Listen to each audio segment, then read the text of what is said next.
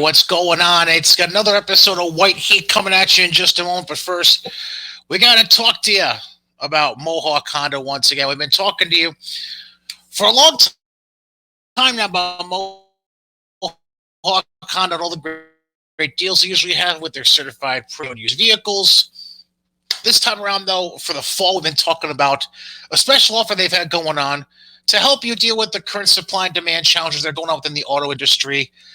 This is giving you a perfect opportunity to get the best value out of trading in your vehicle. It's called the Kelley Blue Book Instant Cash Offer, being done over at Mohawk Honda in Scotia Glenville, where they will put cash in your hand for your vehicle the same day that you come in and bring that vehicle onto the lot. You don't have to go through any paperwork waiting to be cleared. You don't have to wait for like a 72-hour clearance. No, they'll put cash in hand same day. So let's wait for a check to clear the bank or any of that jazz or any of that bullshit. And that's even if you don't turn around and buy a vehicle off of them that day. I mean, what more could you ask for, especially if you're like a recent college grad or if you're just somebody looking, strapped for some extra cash? This is perfect for you. You just go to the lot, say, hey, I'd like to trade this in, and they'll give you the best offer that you can possibly get right now. Don't forget, though, that Mohawk Honda has consistently kept their lot fully stocked with hundreds of pre-owned vehicles. So in case you do decide you want to turn around and make it a trade-in 1-for-1, you know what you can do? You can go online and take a look at their hundreds of certified pre-owned vehicles, their large inventory, which makes shopping fun because then you'll know in advance before you even walk on the lot what you want to do. That way you're not spending hours on hours looking up and down the lot, walking around, looking at cars, test driving. No, you can walk on the lot and say, hey, I want to give you this for that. And then they can just crunch the numbers. You're in, you're out. Hello, goodbye. Nice and easy. Make sure you stop in and say hi to Greg Johnson, their assistant general manager. We can also talk to Jake Hot Sauce Doyle, Luis, the VIP man Morales, or any one of the many helpful sales consultants you see at Mohawk Honda, Scotia Glenville, with their vast selection of Honda certified pre-owned vehicles, and now the time to take advantage of their Kelley Blue Book Instant Cash offer. Mohawk Honda, Scotia Glenville, where they always go out of their way to please you. And welcome in to episode 27 of White Heat, right here, presented by Godzilla Media, sponsored by our friends at Mohawk Honda. We'll also talk about our friends from Johnstone Supply in Troy in a little bit. A belated happy Thanksgiving. I think we wished happy Thanksgiving at the end of last episode in advance. Yep. We also did Thanksgiving for shits and giggles because I fucking feel like it. Mine was interesting because there was a little back and forth on what the plans were going to be, and finally we settled on. This is actually kind of what you had mentioned before the show. Similar situation to me. My wife was back and forth about going to visit family in Virginia for a few days. Finally got the clearance that she was going to go. And so she spent time with her family for a few days, and I went and had a Thanksgiving with family on my side. How was yours? Remember, from what I understand? Yeah, it was pretty low key. Like, luckily, we just didn't have the wherewithal or the time or just the energy to actually do a full thing. So I just pre-ordered from a local place and got some stuff, pre-done so we could just heat it up the day of, which actually helped because my sleep schedule has been really screwed up lately. And I ended up not being able to fall asleep the night before. Right. I didn't pass out until 6 a.m. And so I was passed out and she just let me sleep. And I woke up and it was 3 o'clock in the afternoon. And I was like, what the fuck? I just lost a whole day. I got to say, if you could find a place, because that's the same thing my family has done the last few years. They found a place they trust and like the food from. So they just order the advanced meal from them, just bring it home, heat it up a little bit, and voila, dinner's on the table. So it's really the best option these days because with hectic schedules, especially if you're in a family where everybody works, if you're in a household like that, when nobody really has the free time to really afford spending into the prep, especially the cleaning out the turkey and all that stuff. Mm-hmm. If you can find a place that does everything in advance, and all you got to do is just turn on the oven for a half hour to an hour, pop everything in, and then put it out and let everybody just dig in. Shit, exactly. Why not, right? Right, because the place we went, usually if you go out there for a dinner for two, with drinks and gratuity, would probably run you about around $50. And The catering thing I got from them, which feeds a family of 4, which I've still got some leftovers, was $75. So worked out fine. Oh yeah, hell yeah. What is? Don't trust me. We're not going to turn this into a Thanksgiving episode. Don't worry. But I just gotta get this out of the way. Your favorite part of a Thanksgiving meal? Depends on where I'm at. Usually the stuffing, if it's done right. Unfortunately, the wife's family doesn't know how to do stuffing right because they're French Canadian. Oh, well. So they make that sausage stuffing that's not really stuffing. Right. It's made with like saltine crackers and mashed potatoes. And I'm like, what the fuck is this? Ooh. Yeah. I'll admit, I'm a sucker for stuffing. I'm a tie. Mine's between sweet potatoes. Like I love sweet potatoes. So like sweet potatoes. But my dad's wife, she makes a killer chocolate pecan pie. But the chocolate comes in the form of Rolos. So it's chocolate and caramel. Oh my god. Diabetes. Whew. Jesus, take the wheel. I'm never gonna be a skinny man. If you know the TikTok, that's from a TikTok guy. If you know it, you'll appreciate it. You probably have heard it, so it's okay. Yeah. Jesus, take the wheel. Yeah. Anyways, there's one thing that I do miss about not going to see the wife's family. Was usually they like host it for like that extended part of the family, so there's usually like 20 people there. Of course, COVID, can't do it. But so what happens is there's always extra food made. Ooh. So in order to quell that, they came up with this idea years ago that actually works, where they when they do the Thanksgiving shopping, they buy a whole bunch of frozen pie crusts and the toppers. And what happens is afterwards, when everyone's done or whatever, they take everything and put it out on the table, and you go and you make like a poor man shepherd's pie. You make a leftovers pie with the layers of everything, and you put the top on, you bring it home, you freeze it, and then one day you take it out, you put it in the oven for an hour, and it's day after Thanksgiving pie. You make it how you want, and it's amazing. Nothing wrong with that. I've never heard of that idea before, but I like it. It's ingenious. You may just give me an idea. Okay. Yeah. So that's just so bunch of stuff to talk about. Yeah, that might actually be an understatement, honestly. I'm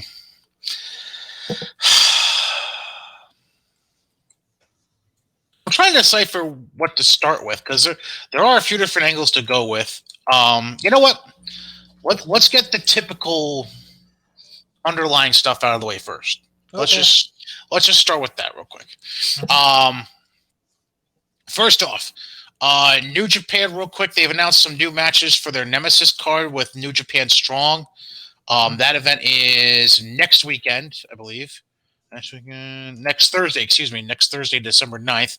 The two matches that they have since added since we last had our show, they've added Alex Coughlin against JR Kratos and Gabriel Kidd against Eddie Kingston. Which is intriguing because I feel like Kingston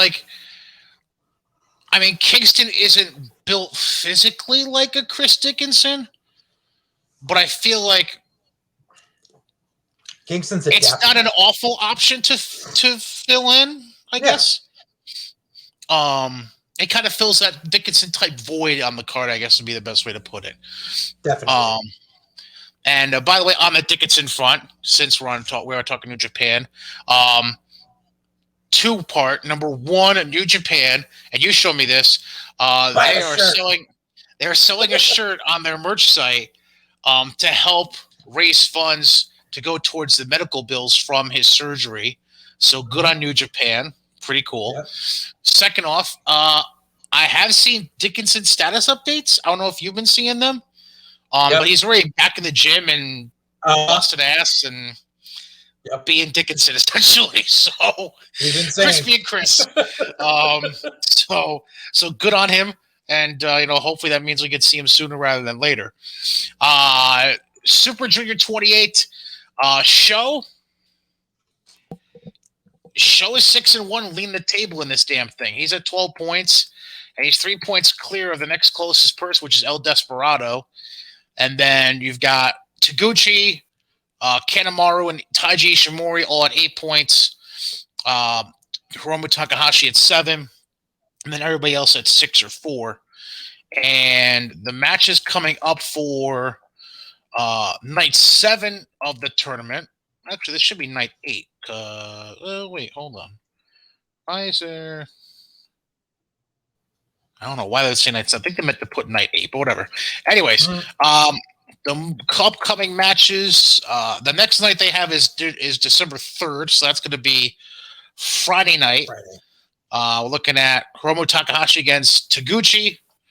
We're looking at Kanemaru against Master Wato. We have Dookie versus Robbie Eagles. Yo against El Desperado. What else we got here? Bushi against Taiji Ishimori. And Show against El Phantasmo. Those are the matches we're going to have there on the next night of the Super Juniors. As far as the World Tag League is concerned, their next night of action is going to be the 30th, actually, tomorrow night. Looking at the World Tag League right now, Naito and Sonata are unbeaten 5-0 in the table right now. So they're at 10 points. And their matchup is going to be Great-O-Khan and Hanare in night 6 of the tournament. Meanwhile, behind them, Tanahashi and Yano are at 8 points. So are Tai Chi and Zack Sabre Jr. And then 4 teams at 6 points each. That's Goto and Yoshi. Let's see here. Great-O-Khan and Hanare, Tama and Tonga, and Bad Luck Fale and Chase Owens. The other matchups aside from who's one I said? Aside from Naito and Sonata against Okan and Hanare, we also have Tanahashi and Yano against Tai Chi and Zack Sabre Jr.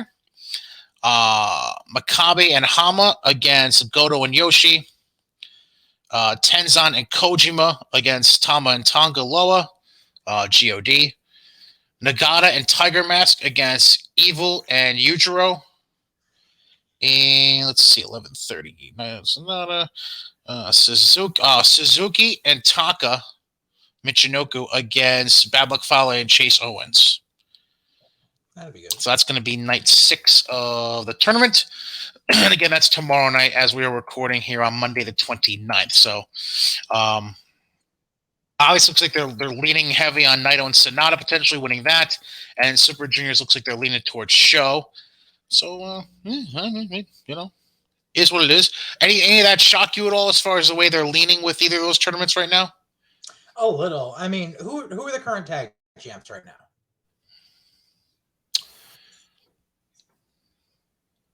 That's a great question. That is a terrific question. I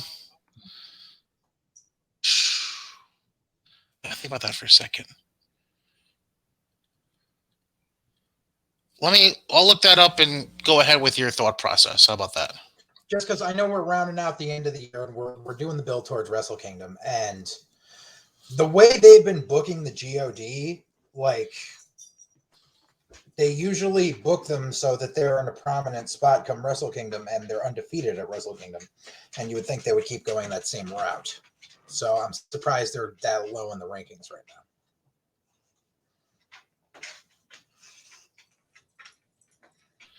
Oh, your current champions are Tai Chi and Zack Sabre Jr. They've been champions since end of July. No wonder I couldn't remember because it's kind of forgettable. Yeah. So just to run through the champions real quick, by the way.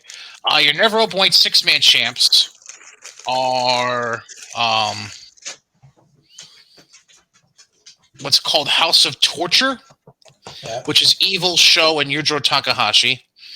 The junior heavyweight tag champs are Robbie Eagles and Tiger Mask.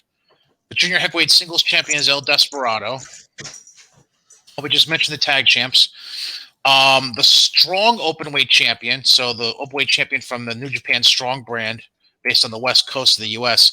That's Tom Lawler. He's held that since late April, just as a notable point. What else we got here? The Never Openweight Championship, obviously, is Tomohiro Ishii. We went over that last show when he beat Jay White in San Jose a few weeks ago. The U.S. champ is Kenta. He won that title earlier this month as well when he beat Hiroshi Tanahashi. And then Shingo Takagi has been the World Heavyweight Champ since June. So just about 6 months coming up for Shingo as he'll defend against Okada at Wrestle Kingdom in January. So, wondering where Jay White's going to land come January. You're talking in general, or as far as where he lands on the card for Wrestle Kingdom? In general, because I know Jay White's been called out. That was another thing that I didn't mention from New Japan is that over the weekend he did get called out by somebody for. I want to say it was for Wrestle Kingdom at Night 2. I could be wrong. Please hold. Let me try to find this. Hang on. Now that's a build. Yeah, El Phantasmo. Bullet Club versus Bullet Club. Yeah. Yeah, so El Phantasmo basically challenged Jay White for Wrestle Kingdom. Didn't specify what night, but the challenge is out there. So that makes me wonder even more because you're doing Bullet Club versus Bullet Club, and usually with the history of the Bullet Club, usually whoever's leading them on his way out usually like anoints the new head.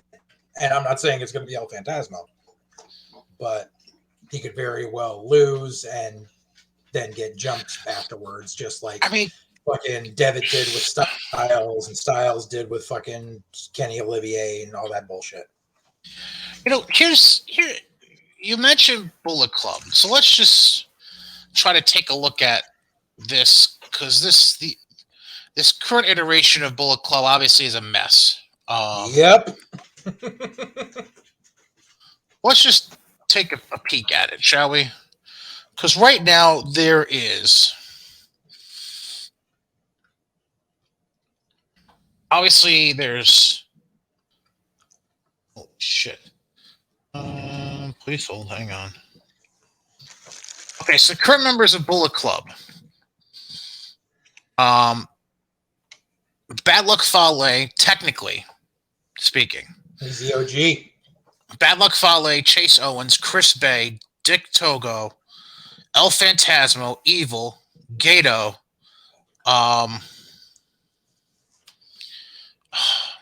Joe. I know how I want to pronounce him, but I've been Hikuleo. Yeah, Hikuleo, thank you. Jado, Jay White, Kenta, Sho, Taiji Shimori, Tama Tonga, Tonga Loa, and Yujiro Takahashi. Those are your current members. Mm-hmm.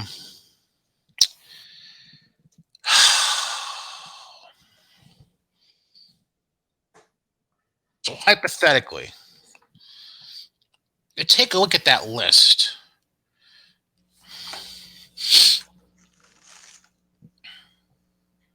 As far as who would properly fit that role, nobody except for fucking Tama Tonga. I was. That's funny because I was gonna say, as much as I love God, I feel like it's time to pull the trigger on Tama Tonga trying to be a singles guy, man. Mm-hmm. Because he's got. This isn't a slam on Tonga Loa. Not at all. But Tama Tonga just has the personality for it, man. He just has that personality of to quote the way I described Ric Flair last week, he has that dilly gaff mindset. He just doesn't give a fuck. Yeah. And that's the That's the mindset Bullet Club is supposed to have. Exactly. Like Jay White kind of has it, but not Kind of lost to that edge. the extreme that Tama has, because Tama's been through the ringer from, way back in the deeper origins of Bullet Club. Yep. So, like, I feel like Tama would be the best fit. So I agree with you there. Right. And then just freaking put Tongaloa with freaking Hikaleo and have them run as a tag. Yeah, that'll make sense if you want to like reinvent the wheel a little bit with God. Kind of like okay, just to stick with that ideal with the Samoan dynasty and all that. Yeah. Some people might not remember this, but I do. There was a short period of time where the head shrinkers weren't the real head shrinkers. Yep. If you remember, there's a short period of time. Batu and Sione. Right. Because Samu just became he went full face and had like the 90s like rainbow jacket shit going on. I can't remember what he called himself at this point. No, that was Fatu. That was that was Fatu. Okay, that's right. Sorry, I'm getting crossed up. Samu either had like a work visa issue or he got like really sick. And that's right. Why they brought in Barbarian to replace him. Right. So, and that was like towards the tail end of the head shrinkers existing. So, and something that not a whole lot of people remember, but it did happen. So it can work. Right. Like, especially with how young he is, I feel like him coming right in and working with Tongaloa in a tag setting could help him grow more and grow. Because I feel like the one holdback with him, just in the very little bit I've seen of him, I'm not sure he's fully grown into his body yet as a wrestler. He hasn't. So I feel like you put him in a tag setting with a veteran like Tonga, like Tongaloa. That was like the perfect formula for him. Plus, Tongaloa, he has no fucking issue going back and forth between Japan and the West Coast of the U.S. He was doing it before. He's not gonna have a problem doing it again if they want to book him for strong, potentially. Right. So you could always do that. Right. But yeah, like Tama Tonga's the right fit. Who do I think they go with? You and I have both said this. I think the Kenta train has already left the station, so I don't see that being an option. The only option I could see them potentially going with, just because they've kind of stopped and started with him already before, is Evil. But here's the problem. It's not the same feel to it. Yeah, here's the problem, and it's the problem that I've said has plagued Bullet Club for the past few years. And it's Bullet Club was supposed to be a stable of gaijins. It was never supposed to have any Japanese people in it. And that's where the train started falling off the track in the past few years with putting in Kenta and putting in Evil and putting in Show. Like, that's not what it was. So I'm thinking if they do go this route where Jay White decides it's time for greener pastures and gets an offer on the table from New York, which would be very nice, and they need someone to replace him, either go with Tama Tonga or you bring in a surprise and you do something like Buddy Matthews. I like the idea, but here's the question I have coming out of what you just said. And it works into a conversation we're going to have in a little bit. But the question has to be asked. Depending on who's making the decisions right now. Is Jay White a New York guy? I think so. I honestly think he was ready when, what was it, last year, right around Wrestle Kingdom. Like, his contract was being renegotiated and they yanked everything about him from all the New Japan sites and social media and everything, like, just in case. Yeah, that was about a year ago. Yeah, I could see, like, Jay White's one of those guys where he's got the experience now where they wouldn't put him in NXT. They'd bring him up to the main roster like they did with AJ. And like I could see Jay White being a surprise Rumble entrant. Which now you got the Jay White thing working in. There's two facets to that we'll get to. We'll get to that more in a little bit. Real quick, just because they didn't really do a whole lot of anything over the last week, but fuck it, I'll put it up. So Impact didn't run an episode of Impact this past week because of Thanksgiving. They did a whole pre-tape thing of Wrestle House 2. Which I still don't fucking understand what this concept is. Like, what it's like, terrible is what it is. Like, is it actually a competition, or is it just them creating an active wrestler's version of Legends House? It's an active wrestler's version of the real world. Like, it's not like, at least Legends House, like, they had to do, like, funny shit with, like, the public. But, like, this is just literally, like, let's make up conflicts to have them go have a match in the backyard. It's ridiculous. All right, that sums up everything you need to know there. Anyways, I'm going to politely ask you a question, and because I love this one of this gentleman's champions in his company, this is not meant to be a slanderous question. Mm-hmm. To go to the indie scene for a moment, I want to go to the indie scene for a moment because Halloween night, if you recall, ladies and gentlemen, so this is 4 weeks ago. Halloween night, Mr. Matt Tremont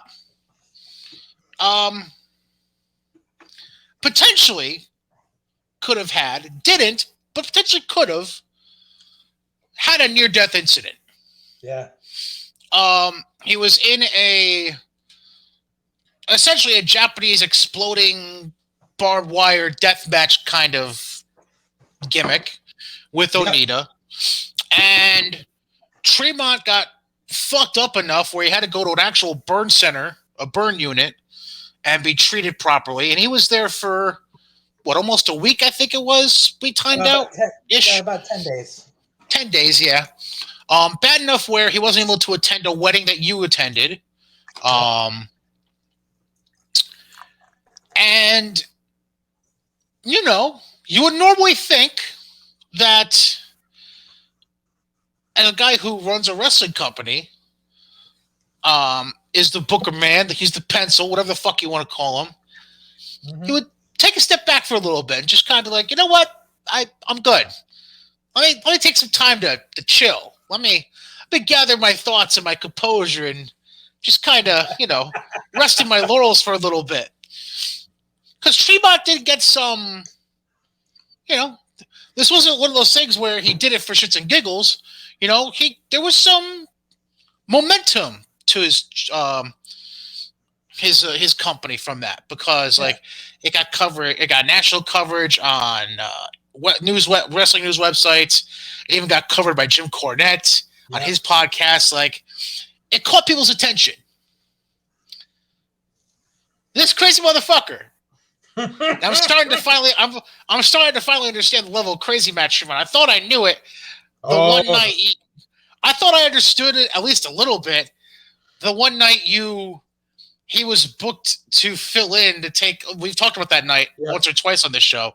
The night he was booked to fill in and take on Justin Credible in his retirement match, which was a whole fucking scene unto itself. No. That was a mild night. This motherfucker put himself into a no rope barbed wire. Was it a lumberjack match? Yes. Okay. So a no rope barbed wire lumberjack match for his company's title against a guy who's also kind of built momentum himself over the last number of months with his AEW appearances and so on and so forth. Ricky Shane Page. Mm-hmm. Goes over on RSP, becomes a new champion. And then, for anyone who knows and loves Matt, there's that famous photo of him like a year ago when he was sitting in the folding chair with the Danny Havoc banner in the background, and he basically redid that image after the match over the weekend. Yeah. So I need to ask, how psycho is Psycho? I love Matt to death. And in all honesty, I've been thinking about this and I was like, why would you do this? This is my only train of thought on the matter is Ricky Shane Page has other stuff going on. He's one of the co-owners of Beyond Wrestling. So he may very well need to be doing something with that, or something where he won't be available to Tremont for the foreseeable future. And Tremont knew that, and because he is someone who likes to tell stories, he didn't want to just throw in anybody to have a title match on a whim with RSP. Right. And because him and RSP have a history. They've worked each other many times. And the thing is, it was billed as the last time ever between the two of them. So there was a reason for the match, and I think Tremont's just going to be transitional right now until he's ready for one of his, for lack of a better term, homegrown people to take that title, whether it be someone like Connor Claxton or someone like Schlack or someone like that.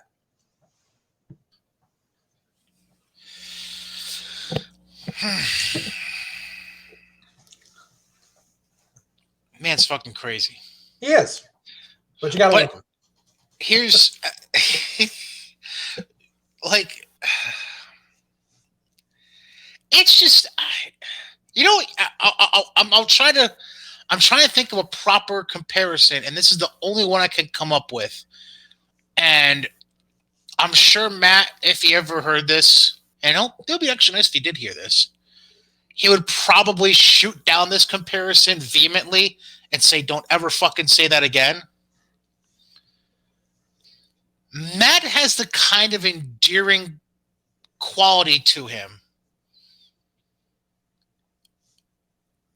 as kind of like a Terry Funk. It's very odd. Yeah. Now, again, he'd probably hear this and tell me to shut the fuck up. Yeah.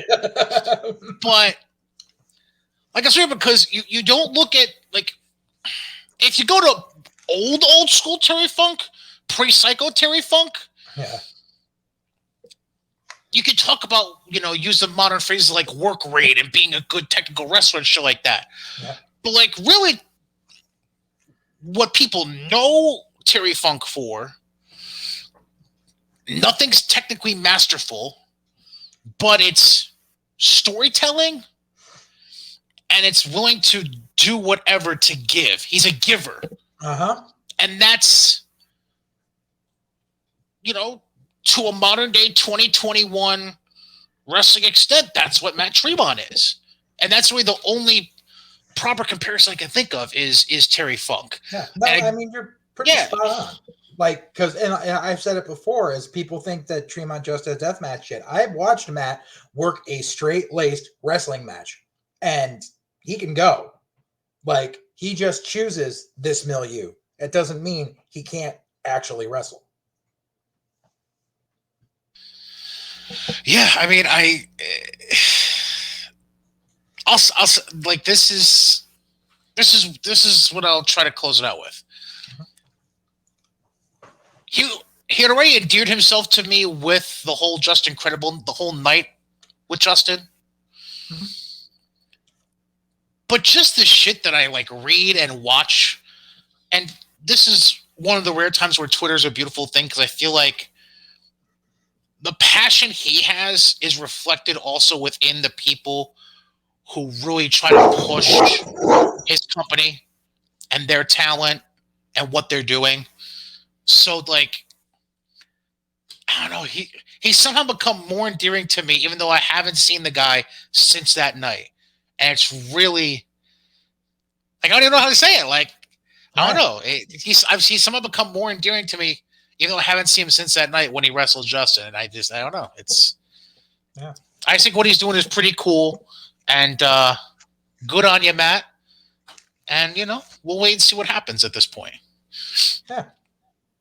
All right. So since a great bulk of the stuff I really want to talk about is WWE related, we might as well get this out of the way.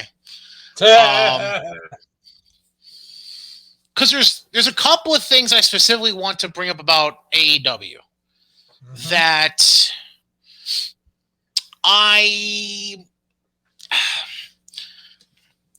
just need to get opinions out of you about. Number one, can we just discuss how random as fuck it is that Dante Martin is suddenly joining Team Taz? Like, where at all in any logic whatsoever? Like, granted, everything they were doing with Leo Rush and Dante Martin was pretty fucking random. But at least logistically, the story they were telling kind of made sense in that exactly Leo was trying to be. It was very Ali and Mansoor like in a way. Yeah. In that Leo was trying to become the mentor, Dante was resisting it. Then Dante finally embraced it and then teamed with him. But now all of a sudden, Dante becomes a part of Team Taz. Where does A plus B equals C here? 2 + 4 = chair.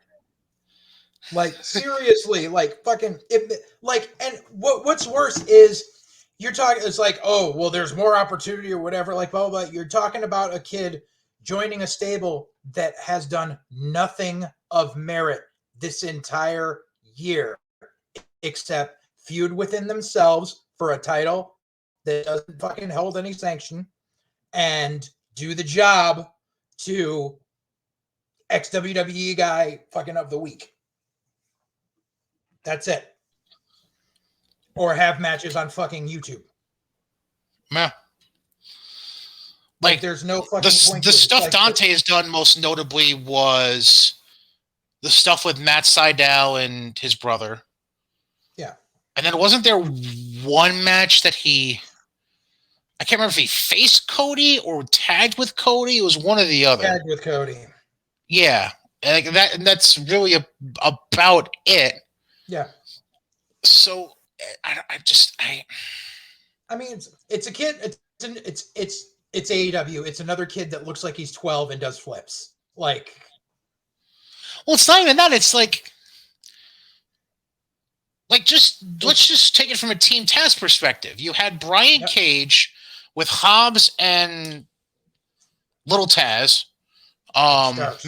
Mini Pete, and Starks. Yes, thank you. Now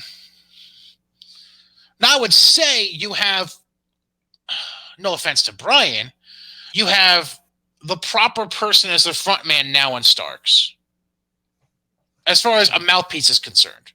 Like Brian was Like I love Brian as far as what he does in the ring, but on the stick he's kind of Yep. As far as on the stick, Ricky's your guy. Yeah. But now that Brian's not in the picture, they've kind of waited to lace that whole story with him.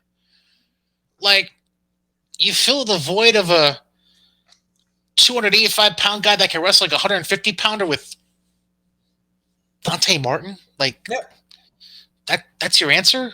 Mm-hmm. That doesn't make any fucking sense. I don't know. It's, I don't know. I don't fucking know. I got nothing for that. Another thing I want to bring up. As much as I love the stuff being said by these two guys, is it me or did that Punk MJF segment take fucking forever? It was 25 fucking minutes. Forever. We're not sports entertainment, but our opening shit on our show is a 20-minute promo. Forever. Like the fuck? Like, was it really was it necessary? And not only that, it was 25 with 20 of it basically being one guy talking. Yep. Like Punk did maybe a third of the talking, if that. Maybe more like a quarter, maybe 20%. Mm-hmm.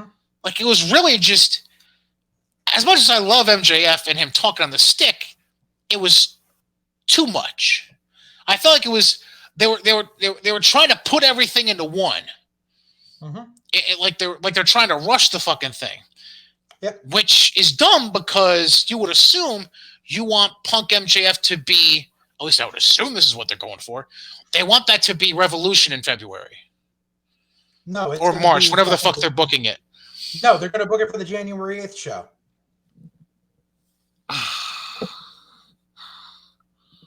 Which still gives you a month, but it's free TV. Yeah, but it's free TV to get ratings because Tony Khan thinks he's fucking Eric Bischoff. Have they ever drawn more than? Oh, we'll get to that in a second. Actually, hang on. Well, the Bischoff comment was ironic. Have they ever drawn more than 1.2? Nope.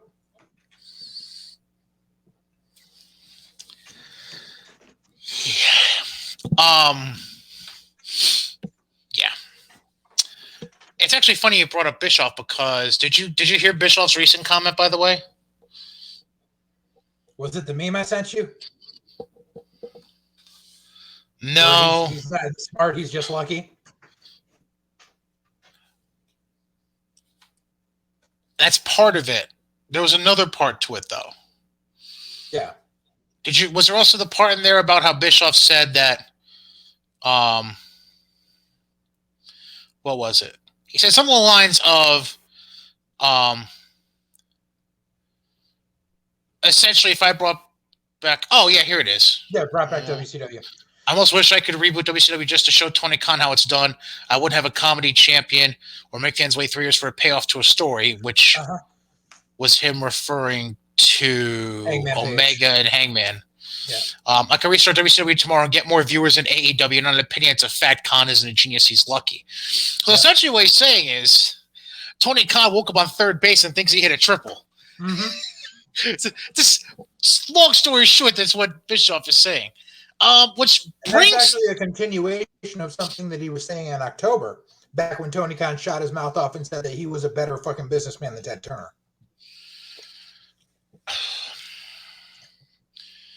Ted Turner was a media conglomerate. That's insulting. But basically, he's saying if he had Ted Turner's position, WCW would still be going, and they would have won the war. But wrestling was a hobby to Ted. It wasn't really a business. Exactly. That, and guess what? No, you wouldn't, because you've proven that you pulling out every fucking stop helped you beat their developmental brand. Like, you have come nowhere near spiffing the amount of fucking views that Raw gets or that SmackDown gets. Yeah, Ted, to go back to the Ted Turner thing, Ted treated WCW to him was a hobby. You know, actually, Ted was a Tony Khan light in regards of he loved wrestling. Wrestling was how should I put this? It was a mainstay on the Superstation for years and years, going back to Georgia Championship Wrestling and so on. Right. So it was almost like a hobby that he felt obligated to keep on TV. Right. It's the best way to put it. Yeah. And to even the point of being irresponsibly devoted to it. Right. And then businessmen came in from the merger and said, fuck this hobby. You know, this isn't collecting baseball cards. This is a little bit more than that. And basically cut off the hobby, cut off the funds for the hobby. Yeah. The same kind of thing. Like, all right, here's okay. Let me give a basement dwellers example of this, because I feel like the basement dwellers are the ones that need to be addressed with this. Okay. Because I know some of you keyboard warriors in your mommy's basement are gonna understand this. I'm assuming some of you keyboard warriors are some kind of collector. Magic the Gathering cards, old video games, Final Pops, sports cards, Pokemon cards, whatever the fuck you collect. You collect something, typically. South Park box sets. I don't fucking know what you're collecting. But you're collecting something. VHS tapes. Because those are going to have a lot of worth. It's not about the worth. It's about the collection. It's about the nostalgia. It's like having a vinyl collection. Are you being sarcastic or serious right now? I'm being serious. You should see my fucking VHS collection. Good for you. Anyways,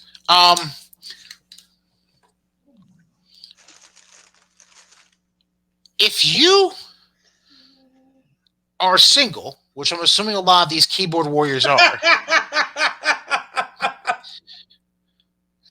in your mind, oh, I could spend my money however the hell I want. I've got this funding. I earned it. I'm going to fucking spend it. And you just keep building the collection, building the collection, building the collection. If at some point when you're ready to be in a vegetative state in a senior citizen's home, you get lucky and find a woman that actually wants to marry you, then all of a sudden you have to think about taking care of the household and not just yourself. So now your budget's going to be cut. That goes towards your hobby. It's the same fucking thing that happened with Ted when AOL Time Warner took over. That's what that shit was. Now, imagine Tony right now. If Daddy decided, okay, son, enough's enough, we're going to put you on a, what's the best way to put this? A limit, but that's not the word I'm really looking for.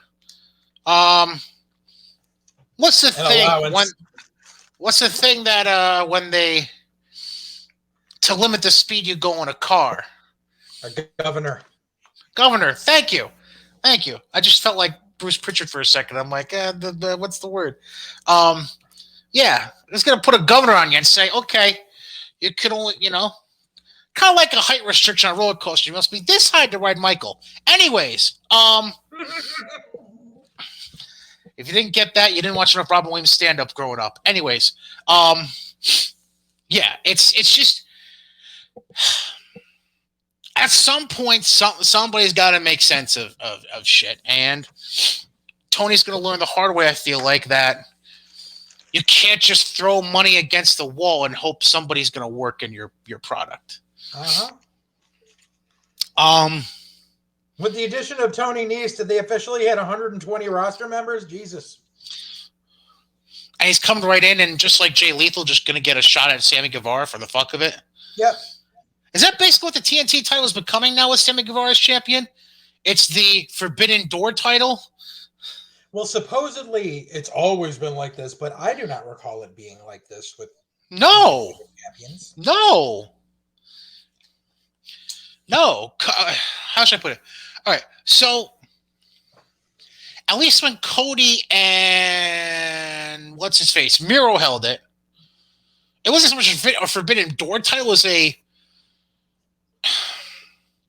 until a viable challenger came after their title.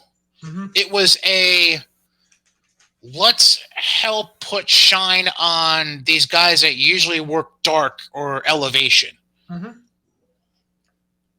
A glorified squash, essentially, is what it would be. Right. Like basically, and here's something that'll really piss off the IWC. It's basically the same as when Bret Hart was Intercontinental Champion. Yeah. It was there for him to squash mid-carders every week until they found the next guy to anoint to fucking get ready for the main event. Pop quiz, by the way. Mm-hmm. Knowing you, because you're a fucking nerd like me, you'll probably know the answer to this. November of 91, mm-hmm. WWE had Survivor Series and Tuesday in Texas within a week of each other. Yeah.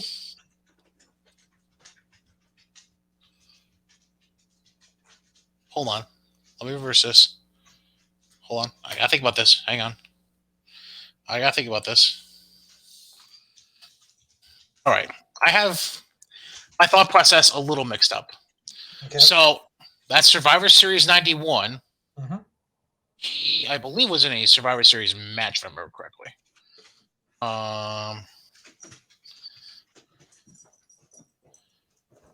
Yeah, I believe he was in the Survivor Series match. But anyways, that's neither here nor there. Okay. So he's in the Survivor Series match. Less than a week later, he had his first pay-per-view title defense as a singles champion when he was the Intercontinental Champion. Who was that title defense against? Wasn't that when he dropped it at the Mountie? No. He dropped to the Mountie at a house show within a week of Royal Rumble 92 because the story they told was he spiked a badass fever and whatever. He had a bad flu and then he dropped the belt there. Yeah.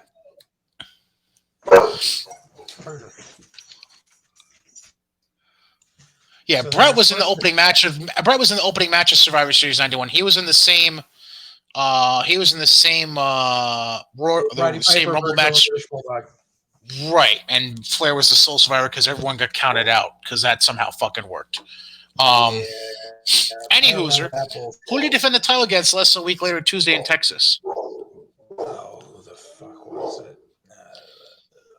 Give me 1 second here. It goes towards the idea of him facing someone that didn't really get shine, really at any point in his career. Oh, what the fuck was it? This is Steve Skinner. Yep. And the crazy part, well, not crazy, because considering what he would end up doing later on in life, it was the opening match of the pay-per-view broadcast. And for a 13-minute match, Steve and Brett put on a good show. I thought it was a really good opening match for that card. Yeah. But it's funny because, like, you mentioned him, like, defending the title and everything. Even as Intercontinental Champion, like, he was facing guys like Skinner. He was facing guys like, I think Berserker got a shot, a.k.a. wannabe Bruiser Brody. Basically, it was him having glorified squash matches every week while they were building up the angle between him and Shawn Michaels. And then literally it was Shawn doing the job to Brett for the Intercontinental title for a fucking year and a half until Shawn finally beat Bulldog for it because Bulldog got busted with steroids. Right. Yeah, because here's just to give, because look at this. So he wins the Intercontinental title from Mr. Perfect at SummerSlam 91 in a match that some still say is one of the best SummerSlam matches of all time. Mm-hmm. I would tend to agree. January 92, we mentioned him dropping to the Mount 8 the house show. Piper wins it at the Rumble 2 days later. And then Brett wins the belt back from Piper at WrestleMania 8. Yep. Clean. One of the few clean pinfall wins ever against Roddy Piper in his entire career. Yep. Then you have him beating Shawn Michaels on Wrestling Challenge in July, which was technically the first ever ladder match in WWE history. Was that that Wrestling Challenge show? Yep. And then he drops the belt to Davey Boy at SummerSlam 92, and then he wins the WWE title mid-October. Mid-October in Saskatoon from Flair. That's when every wrestling fan learned where Saskatoon, Canada was. And we and that was also a point where, like, that was the era of titles at house shows. That was also the point where that match finally ended roughly a year of a lot of hot potato. Mm-hmm. At least at that time, what was considered hot potato. Now, hot potato eventually become completely rebranded during the Attitude Era to be you could be 24 hours. Yeah. But you think from November 91 till Brett wins in October of 92, you have Hogan walking into Survivor Series as champion. Yep. Taker wins with a tombstone on the chair at Survivor Series. Drops it back to Hogan less than a week later, Tuesday in Texas. Then the belt is held up, and they have it at the Rumble in Albany, New York in 92. Flair wins the Rumble match to become champion. Savage wins it at WrestleMania. Then house show drops it back to Flair. Right. After SummerSlam, when Savage at SummerSlam defending against Warrior, at Perfect and Flair fucked up Savage's leg to help set up the drop back to Flair. Mm-hmm. And then finally they're like, okay, let's give Brett a shot. Fuck it. Also combined with... Flair was leaving. Right, and that's the other thing. The other part of it was Flair was not in a good way up here and was just like, I need to go home. Yeah. And that eventually obviously leads up to the loser leaves match on Raw between Mr. Perfect and Ric Flair in early 93. And that closed that chapter. And then Brett was the fighting champ from champion. October. Right. And Brett was, and this is the time where, I think it was during this reign, wasn't it? Where, was before he dropped, I think it was before he, was it before? It had to be, I think. Was it before he dropped to Yoko that he had that title defense that everybody keeps talking about even to this day with Sean Waltman? 1, 2, 3 Kid? In, no, that was his Poughkeepsie? second reign. Or White Plains, was it? Yeah. It was White Plains, actually, I think. Yeah, that was his second title reign. So that was after WrestleMania 10. Okay, that makes sense. Yeah. But I mean, like you have Brett from October of '92 up through WrestleMania 9, and we're not even gonna dignify what the fuck happens. And in all honesty, that's when the era of, like, when I said fighting champion, that was the era of the champion is on Raw or fucking Superstars every week defending the title. But literally his title defenses were against fucking Samu, Berserker, Papa Shango, Skinner, the Goon, like, not viable people, but they were title matches. Right. Let me see here. Anyways, we are way off topic. Yeah. We need to get back to fucking stupidity with the open door title. Right. There was another thing. Yeah. So what do you call it? Yeah. Sorry. No, we did the open door title. No. So now, we're talking about Punk and MJF. Because, I don't know if we had jumped over, but there was something with Punk and MJF that I wanted to bring up.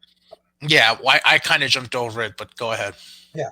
So the thing was, like, Punk gets his comeback in the fucking promo off and just buries this fucking kid.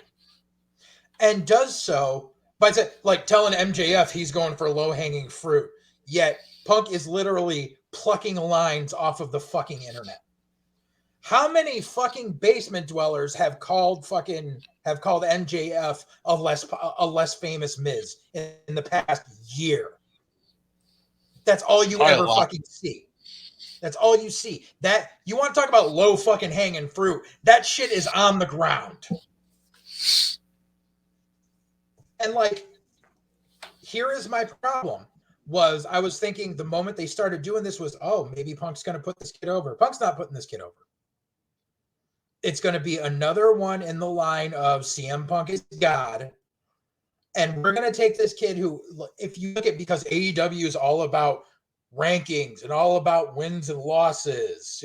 For those of you on the audio, you're not seeing my incessant use of air quotes here. Just slightly. Just a little. Just a tip. Anyways, so you're looking at, so Punk came in September of this year. Danielson came in September of this year. They've both been there for a couple of months. Or was it August? Whatever, I don't know. They've both been there for a cup of coffee. Danielson and Punk, both in this year, have had like 6 televised matches, including pay-per-views already, each. In a couple of months span. Right. Could be a little more, but I know it's at least 5 each with them. Right. Danielson's already in the title picture because he won the Eliminator, which it doesn't fucking matter because he's literally got a handful of fucking matches under his belt. And now he's running through the Dark Order like anyone fucking cares. Which goes back to fighting champion, just fighting jobbers. You've got Punk, who is... They're trying to say he's rising other guys' stock by having him work all these mid-card people like Daniel Garcia and shit like this on Rampage. No one fucking cares. Both of them have been there for a couple of months and each have 5 to 7 matches apiece under their belts. MJF has been with this company since day one. MJF, to date this year, has had 5 matches total for the year. Undefeated. I'm talking singles matches. I'm not talking like bullshit fuckery cinematic matches. This is a kid who has made himself an attraction. Unlike fucking Brock the cunt, who like shows up when the fuck he wants and then disappears for months, MJF is always there. And if he's working a match or not, is cutting a promo and keeping stock in his character. Same as, and people can fucking hate on me, same as fucking Roddy Piper. Piper wasn't working matches, but he had Piper's Pit, and he kept himself fucking relevant. MJF is your golden heel. And instead, you're going to have him job out to CM Punk, and you're going to turn Danielson heel instead for no fucking reason to take the title off of Adam Page, because you know that Page isn't a draw, and you think by putting your belt on yet another ex-WWE guy, it's going to raise your ratings.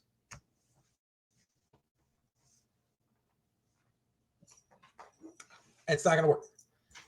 And I'm sorry, but once again, here comes Punk. Can't keep WWE's dick out of his mouth. And I was going to, like, I had this, I like jotted it down on a napkin or something because I wanted to fucking remember it. Punk saying MJF is a less famous Miz. Number one, it's giving credence to your fucking competition, which you don't do. Correct. You don't fucking mention the other company. Right. That would be like the New Day coming out and calling the Usos a more tan version of the Young Bucks. They would never do that. You know why? Because it lends credence to the minor league. And Vince would slice their nuts. Right, exactly. Vince is like fucking nuts, but Vince will not let Vince, rightly so, won't let you mention the other fucking company. Like, you can mention WCW if you want because Vince fought WCW, and you can mention shit like that, but you can't fucking come out and call fucking Big E fucking you can't have someone come out on Raw and call Big E a jacked up version of Powerhouse Hobbs. Like, that's not gonna happen. You don't lend credence to your competition because it makes you look like a bitch. But yeah. Anything else? Let me check. I had some other notes. Oh boy, he has notes, folks. Give him a moment. MJF, snoring. He's snoring. Like, I literally wrote like these. Oh yeah, and then we had Punk versus QT Marshall, which, tell me why I'm supposed to care about Punk versus AEW's version of the Brooklyn Brawler. Not really. I love QT to death. He's an amazing hand. It's good for him to be there as a trainer, but no one's considering him anything fucking formidable at all. And that match was literally the CM Punk Greatest Hits album. And then we got fucking... It was like all of Dynamite was like a series of like glorified squash matches. We got to see the Gun Club versus Bear Country, which Bear Country has been on YouTube. They've had, I think they were in one trios match on Dynamite or Rampage or something like that. And they're local guys. Like, one's from Mass and one's from New York. And I saw somewhere where they're like, we just worked a sold out 10,000 seat arena and you can on TV and you can never take that away from us. Like, yeah, I can. You know why? Because number one, it wasn't sold out. Number two, it wasn't 10,000 people. Number three, you were in a fucking squash match. You don't see guys like Barry Horowitz and Fred Yale and Bert Centeno sitting there going, I was in the fucking second from the top on Raw for 8 weeks straight. No one gives a fuck.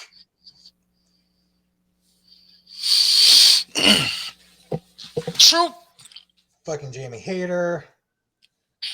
Well, we know how much you seem to despise her. Oh, I love now on commentary, Excalibur tried to fucking schmozz the marks and said that Omega and Danielson went to a 60-minute time limit. Like, no, sorry. I have this thing called a watch. And then, Danielson versus Colt Cabana. This is the start of Danielson going through the Dark Order and working his way to Adam Page. Number one, you don't have to work your way to Adam Page because you won the fucking the tournament to be the number one contender. So what the fuck does it matter? And it's not like the Dark Order are heels; they're baby faces. They're not going to interfere in a title match. So it's not like you're systematically eliminating all the people to get to the champion because it doesn't work in reverse. You can't have the heel doing that to the babyface table. It doesn't fucking work. And then they pulled the bull. I don't know if you saw this shit where they had Danielson plant a fake fucking tooth on the mat after the match and say that he knocked out one of Cabana's teeth. Nope, didn't see that. He goes over, like literally plain as fucking day. He goes over and you see him circling the fucking mat looking for what he's supposed to be looking for, and the ref drops it. And it's this shiny white piece of plastic. And then they go to the commercial break. Then they come back and here's the promo, and he's got it in his hand. He's like, see, I knocked out one of his teeth. It was pathetic. Because, number one, we all know Danielson is fucking one of the safest people on the planet. He wouldn't deliberately knock out one of his friend's teeth. And plus, the way it was doing, because it was doing the you're going to get your head kicked in bit where he's holding his arms and kicking him in the head. He's heel kicking him in the side of the head here. How's that going to knock out one of his teeth? Like, it was fucking pathetic. It was another fucking stupid. It's like when Shayna Baszler knocked out one of Asuka's teeth, they were like, fuck. Well, we have to mention it because it happened on camera. This, they actually fucking planted it. And it just looked fucking stupid.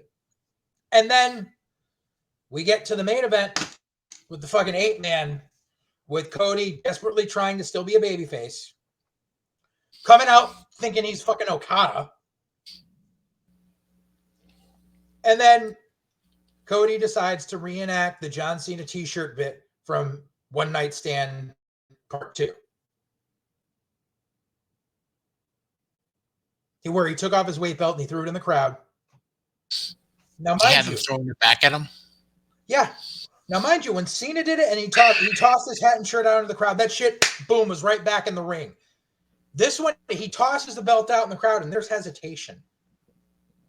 And then like a minute later, the belt gets thrown back. So it's like Cody tossed it to a plant who didn't catch it. And security probably had to go over and tell the guy that caught it, listen, a plant's supposed to get that.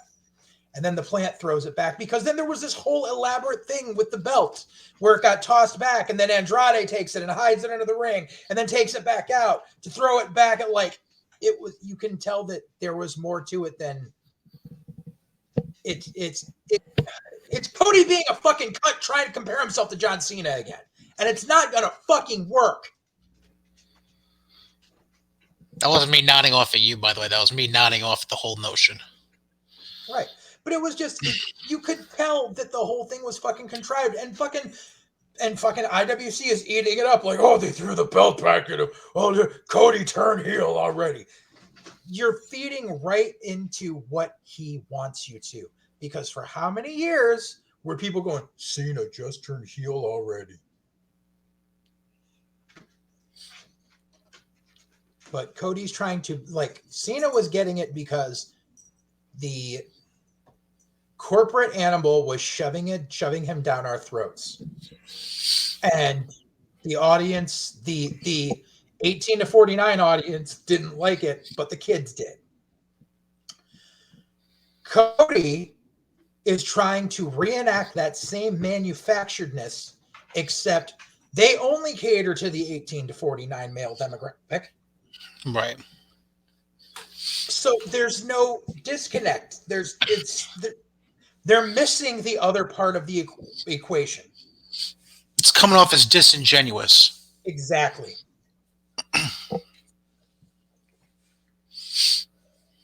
I know.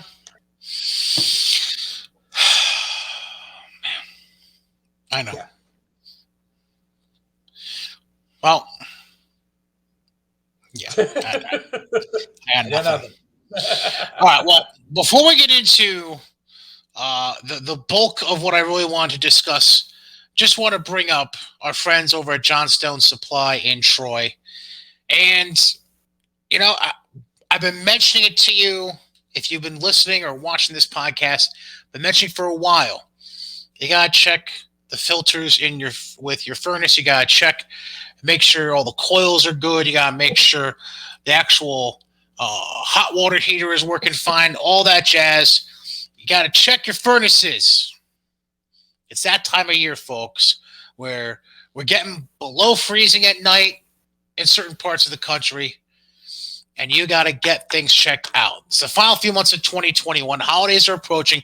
You got to make sure your home is safe and warm this season. And you can do that thanks to Johnstone Supply in Troy. Goodman furnaces are now back in stock, and they're not only made in America, but they're also the perfect blend of efficiency and dependability for wherever you may live. Doesn't matter if you live in the city, out in the country, wherever, they will work for you. And don't forget to clean out your air filters before your friends and family visit this season.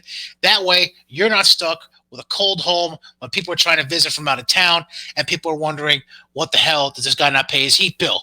Find out about ways to purify the air in your home and to adjust your air filters before the big holiday events by checking out Johnstone Supply in Troy. They're located on 6th Avenue, and they're typically open 8 a.m. to 5 p.m., or you can give them a call at 518-272-5922, where it's George, Tom, Kev, James, anyone on the crew. They are there to offer you the best recommendations for this season, even if it is something just as simple as change out the filters or replacing your entire home heating system. Call them today before you are left out in the cold, literally and figuratively, to get the best advice on how to prepare your home for the snow and the colder temperatures to come in the near future. Johnstone Supply in Troy, 518-272-5922, or check them out on Facebook.com/Johnstone Supply Troy NY. So now we get into a couple different things. One that is really just general business related. And this is something that I teased last week that we were going to talk about this week. It's the new economics of pro wrestling. And I think it's only appropriate that we bring it up now for a couple reasons. Number one, as mentioned before, there's many terrific reasons why I asked JJ to be a co-host on the show, but among them being he is a promoter and booker for a number of years and can provide that special analysis you wouldn't typically expect out of a podcast, in that he can explain things on a different level than, say, just a general wrestling talent would be able to, that literally just walks in, wrestles, walks out. JJ brings a totally different experience than anyone else that I know of. And he's not going to bullshit you. That's the other end of it. Plus, on top of it, we're at a point now where your local indie shows are going to start popping up and putting on shows again. I know there's one local company that's already produced 2 shows in my area, another one that had its first show post-COVID this past weekend, and a third relatively local promotion that has run a show in Vermont already and is going to run a show in Pittsfield in the near future. Pittsfield, Mass, that is. So indie shows are starting to really become a thing again around the area, at least here in New York and in the Northeast. I know they've been running in New England for a little bit near you, JJ. So yes. I think what people need to understand, because I mentioned this to you off air one day in our Facebook chat, and I had to really chew on it and sit back and reflect on it before we could bring it up on this show. Mm-hmm. And that is, we all need to understand and embrace that, at least for the time being, until business gets to a certain point like it was pre-COVID again, there is a new economic system to the business that people just need to embrace and understand. And it might mean, the indie show you could have gone to 2 to 3 years ago for 10, maybe $15. You're maybe now looking at 25 to 30. So what I like to discuss here is get your perspective on it as a promoter and a booker, and just try to explain the economics of the business in general, even pre-COVID, because I feel like people don't fully understand the kind of investment that has to go into running shows. And obviously there's certain regulations from state to state. Like there's something I think that's different in New York that I'll bring up at the end. But yeah, you still got the why don't you go athletic ahead commission. Don't get me fucking started. So at least from a Connecticut and Massachusetts perspective, where I know you've run shows before, just kind of get into, what goes into all of that for you as a promoter. Okay, so what a lot of people don't realize is the amount of upfront seed money it takes to run a single show. And this is the problem why there's a lot of, you see, and you still see it to this day, you see a lot of fly-by-night independent companies who come into some money because they get a stimulus check. That I'm going to be completely blunt. This happened a lot in the past year. You see people who got their fucking stimulus and said, I'm going to run an indie company. Because, I've got $2,000. That's plenty. No, it's not. No, it's not. And it's these people that think that they will just book a bunch of indie darlings and that's going to be a draw and they'll make enough money at the gate to pay everyone and recoup their money and be able to keep running. No, that's not the way it is.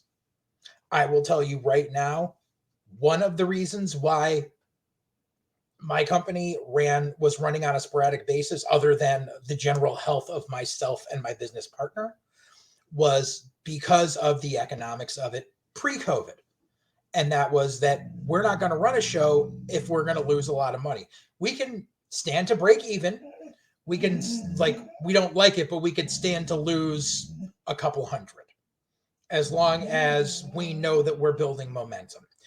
But there's a lot of there's a lot of companies. You take a bath on your show because you need to figure going in, you need to have the money for the venue that you rent, which venue rentals have gone up because there was over a year where places couldn't rent out their venues and now we're trying to recoup expenses.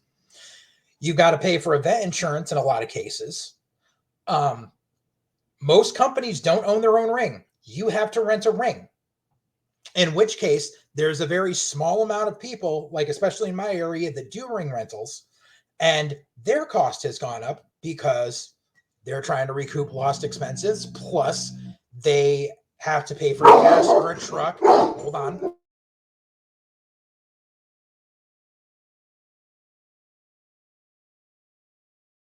Sorry.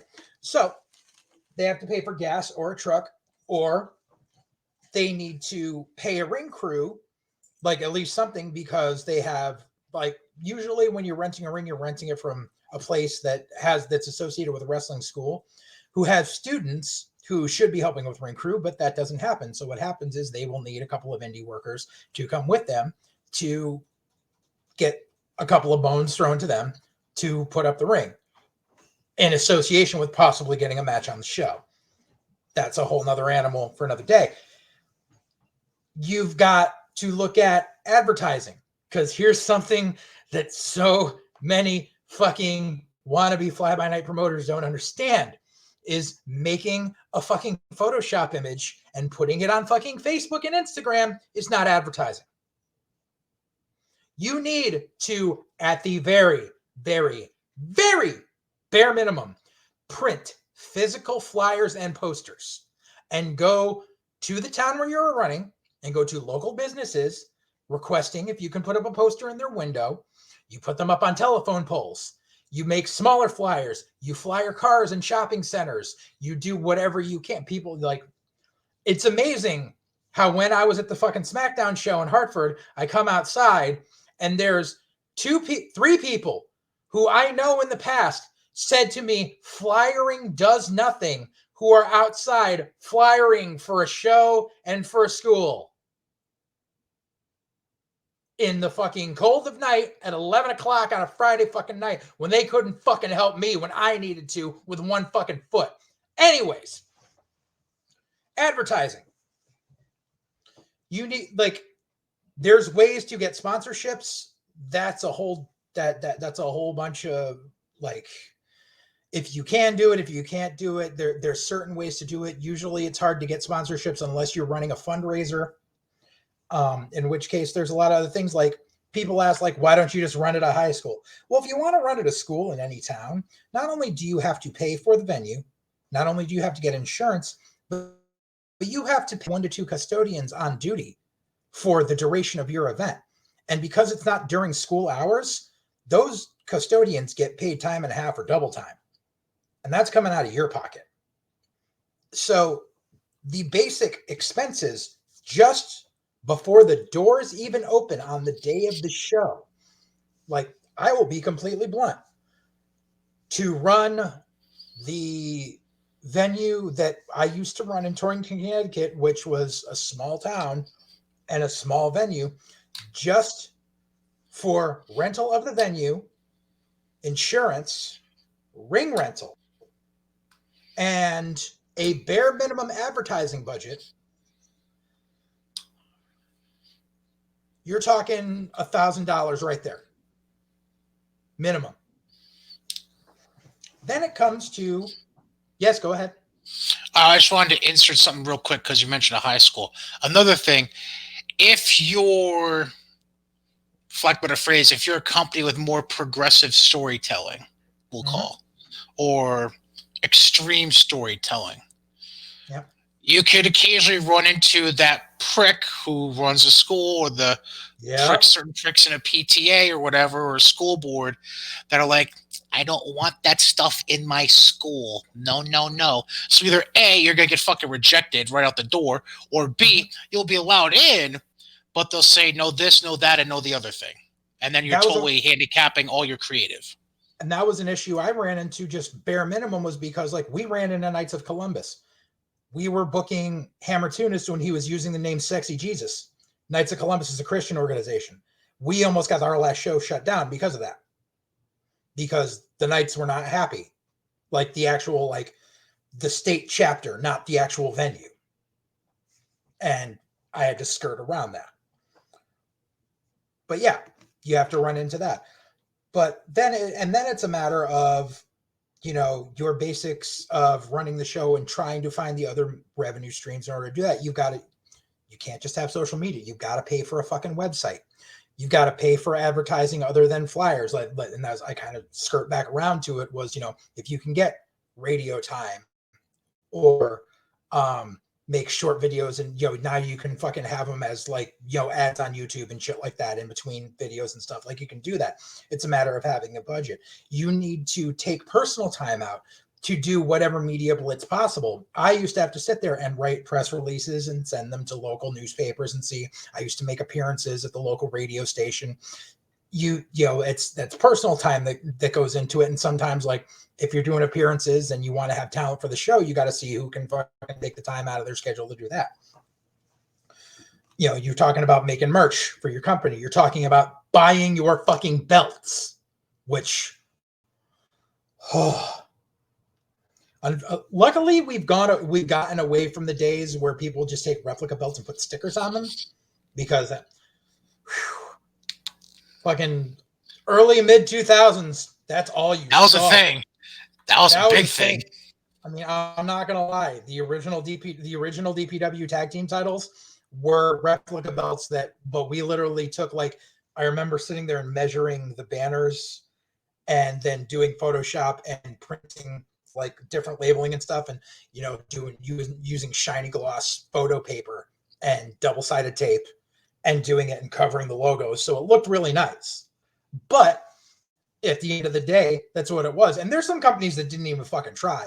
Like, they would literally just take a fucking replica of the big gold belt and go to Home Depot and buy, like, the letters that you put on a mailbox and just put, like, you know, ACW, like, in those letters, like, on the belt, and be like, here's my championship. Or and I unfortunately ring announced for a company that did this. They bought weight belts, and then they had stainless steel plates made, and the plates were painted with Crayola paint. I can't make this shit up. But anyways, now there's belt makers, and there's some that they literally have, like, stock fucking belts that look like shit that I've seen companies around here that poached my fucking venue use. And then there's actual like, and then there's like RPW. We actually had like we were one of the first people to like use one of those guys in Afghanistan that makes belts, and that's where the old RPW belts came from. And he did a good job. But those belts cost, you know, anywhere from, if you want like a basic belt made, you're talking like $300 to something really custom, which could run you up towards $1,000. So And this would be a good time for me to bring up our good friend at Godzilla Media, Belts by Dan, Tremont Leather by Dan.com. Go ahead, JJ. Mm-hmm. Right. But if you want quality work, you got to fucking pay for it. I mean, you can go cheap route and you're going to look cheap. But I mean, that's, you know, and that's the way it is. But so you're looking at all this shit going into just getting your doors open, and that's not counting paying your roster. Now, I will tell you this.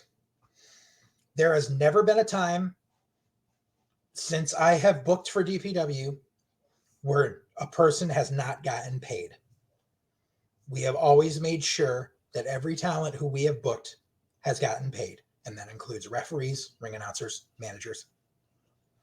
You need to get paid in one way, shape, or form.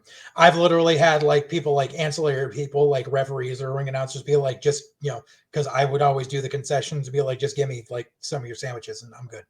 Like, because everyone fucking goes nuts for my pulled pork, apparently. But still, we try to make sure everyone gets compensated in some way, shape, or form. There's a lot of companies that aren't like that. There's a lot of companies where you will hear, sorry guys, the house was light. Sorry guys, I can't cover this today. And there's a lot of and the problem is there's a lot of companies where they will bring in an ex-WWE guy or a current Impact guy or a semi-AEW guy, and they'll get paid the bulk of what the gate brought in. And then they'll say, sorry, the gate was light, and all the local guys don't get paid. I know several companies that are still running to this day that still do that model. And you will see a rotating door of talent with them because the local guys who would always be on the shows originally, who would help with the ring, all that stuff, are no longer around because they got tired of being dicked. Because you can't keep dicking your people forever. Here's something that a lot of people are, and I'm going to be a complete douche about it.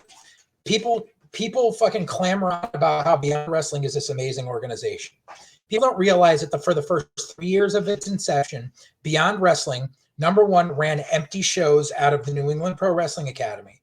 And then after that, when they started actually running regular shows where they let fans in, never paid their workers. Because it was an organization for the workers. It was for the boys, yada, yada, yada, and no one ever got paid. But they did it for the love of the business. And good on you. Here's your fucking medal. But at the end of the day, even they had to start paying people because you can't very well get this build up and then you're drawing houses and then people are like, why the fuck am I traveling out here and not getting paid? Which brings me to workers getting paid. Now, I understand how some workers, like if you're in my area in New England and you want to book someone that primarily works out of Pennsylvania and Jersey, that they've got to travel, they've got tolls to pay, stuff like that, and that's understandable. That's why I always try to, as a booker, I like to try to find groups of people who will travel together in order to lower their expenses. That's a big reason why I've always been a proponent of the boys from House of Glory. Even back with RPW and NEFW, always worked with House of Glory because you will get 4 to 5 guys who are willing to all pack into a car together, and you are able to pay a considerable rate to get them all to come, and it's less of a burden. Instead, because if you've got 4 guys in one car that are coming from New York, they have to cross the George Washington and pay a $10 toll there, plus gas. It's a lot easier than having 4 cars. Basic economics on that. But then you get wrestlers who think they're worth more than what they are. And once again, I'm going to be completely blunt. I always looked at it from the viewpoint that my mentor, who was a booker and a promoter, kind of gave me as a foresight, was that these guys are coming in, and yes, they have to travel. They come in, but they are asking for X amount of money for 5 to 25 minutes of work. That's it. Now, yeah, you hire a plumber, you hire a mechanic. You have to pay them, like $100 an hour. And that's because they have overhead. They have a van that houses all their tools. They have a garage that houses all their stuff that they have to pay the overhead on. When you have a wrestler who says, I want $500 and they're coming in for a 10-minute match, let me extrapolate the math for you. That means that they think they deserve $3,000 an hour for their work. That's more than WWE guys can make. What? $50 a minute. Yeah, $50 a minute. Yeah, exactly. That's more than WWE guys make. Like when you figure out the math.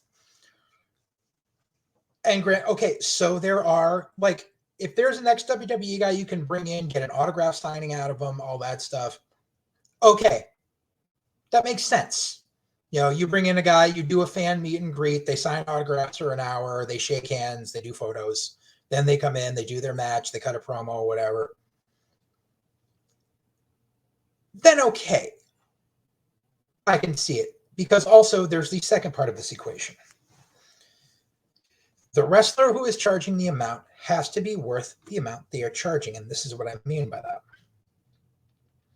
If a wrestler tells me, now, and this is pre-COVID, when I was charging $10 a ticket, $15 for early entry, but $10 GA. If a wrestler tells me they want $100, that means that they firmly believe in their head, or at least they should be believing, because this is the argument, that a minimum of 10 people in that audience are specifically there to see them. Now, when it comes to an indie darling, someone who's not on TV, okay, depending on what kind of TV. YouTube is not TV. Ring of Honor, that's a little more. I can see that. Impact TNA, no. Like, unless you were an ex-WWE guy before you went there, no. So they have to be worth what they're charging, which is why, like, a lot of guys, and this is what I don't fucking get, is back in the mid-2000s when I was green as shit, I saw these motherfuckers bitching about a $75 payday. Like, I've never made that much as a worker. Granted, I'm only a manager / ring announcer / commentator, but there's guys that would bitch about a $75 payday in 2005, where there's always young, hungry talent. And if I'm sorry, but if you have never been on TV, and I don't count fucking YouTube, because AEW Dark and Elevation will always be referred to as YouTube by me. If you have never been on TV, if you think you are worth any more than $50, you need to consider where you're coming from. And granted, there are some people who have plenty of experience who obviously have paid more than that. But when you've got a bunch of these guys who have done nothing but work local school shows, and by local schools, I mean wrestling schools, not high school fundraisers, who come swaddling in thinking they deserve $85 to $150, or people who live in New York who are telling me I don't come out for anything less than $350 plus trans. No, that's not economically viable. Which is, and it's really bad, because there are companies around here that are literally just doing shows to keep their schools' doors open, who are charging way too much to watch student showcases. And I'll leave that at that. But so going back around to it, and I'll go back to mid-2000s, We used to run in Naugatuck, Connecticut at a venue that was not cheap, and we charged $15 general admission. And we were told back in the mid-2000s that that was too much. We eventually, once we had our own school, we would do Sunday internet TV tapings and charge $5 a head, and then do one big show at the end of the month and charge $15 a head for that. We were still being told that's too much. So when I was part of opening the new DPW, we decided to do the $10 general admission price point and the $15 early entry VIP show, which was, most places would do a pre-show with a couple of student matches, and then you would get to the dark matches per se, and then you would get to the main show. What we would do was we would actually put higher quality matches as the VIP show. So you weren't just seeing students, you were seeing seasoned people putting on good matches.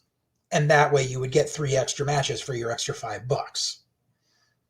That worked out for a little bit, but in the end, we just had to go, because of the economics of the business, we had to go to $15 flat out. And we just made it first come, first serve, because I personally have never been a believer in charging front row at indie shows. If you're in a high school setting, in a high school gymnasium, maybe. But if you are in an Elks Lodge, a Knights of Columbus, an American Legion, any of those, where you are in a small venue, charging extra for front row is bullshit. Because you are literally charging someone an extra $5 to $10 to be this much closer to the ring than you are. That doesn't work. And God love anybody for being able to do that and be able to work people out of that extra money. Fine. I personally don't believe in it. I know they say that you can't make it in this business being a nice guy, and I'm not a nice guy, but I don't believe in screwing over the fans. I believe in not working them out of every single cent, because once you start nickel and diming people, then you start turning them off. But yeah, so we've come to how now, post-COVID, you're not going to find a $15 show anymore. You're finding $20, $25, $30. And to this, I say that if they're charging $25 or more, there had better be an ex-WWE guy on that on that show in some way, shape, or form, either working a match or doing a meet and greet or something. You need at least one ex-WWE person on that show. Not AEW, not Impact, not Ring of Honor, ex-WWE. Because when it comes down to it, indie wrestling is about attracting casual fans, and casual fans are not going to come out for your local guys. No matter how talented they may be, you need brand recognition. So, like for instance, there was a show that happened this past weekend, which I was originally supposed to be there, but I still can't get around. And they were charging $25 a seat, but they had Raven appearing, which Raven's your draw. That brings people in. And that was in my backyard. That was about, it was in a small town, 5 minutes outside of Albany. So 40 minutes from me, basically. Right. And that company was on the same in the past. They brought in Lanny Poffo. They brought in Tony Atlas. You need name recognition. Whether it be for someone who's in their 40s, who recognizes the names from the 80s, who's like, oh, I want to go take a picture and I'm going to bring my kid so they can experience what I did as a kid. To someone from the Attitude Era, where someone who may not have children now can go, oh, I can see my Attitude Era hero.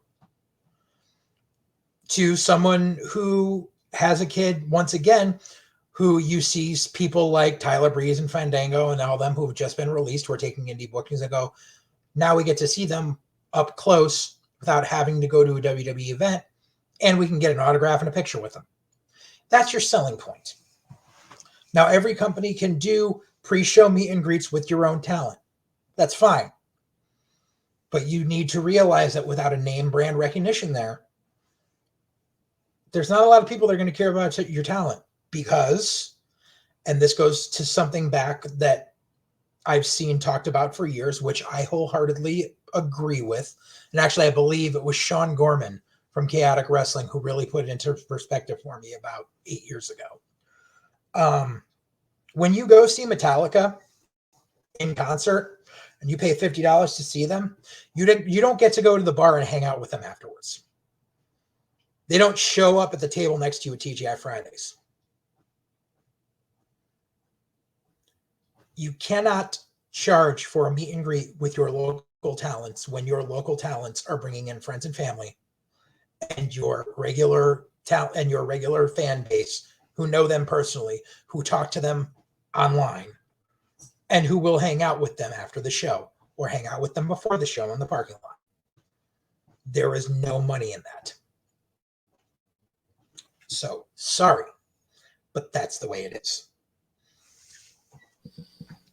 Yeah, I mean, the main company that runs, the main company that's been doing the majority of shows around this area, they're usually pretty good about booking.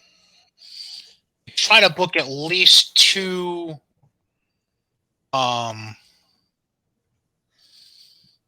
talents that, you know, from the mainstream, the mainstream, whether it be past or present.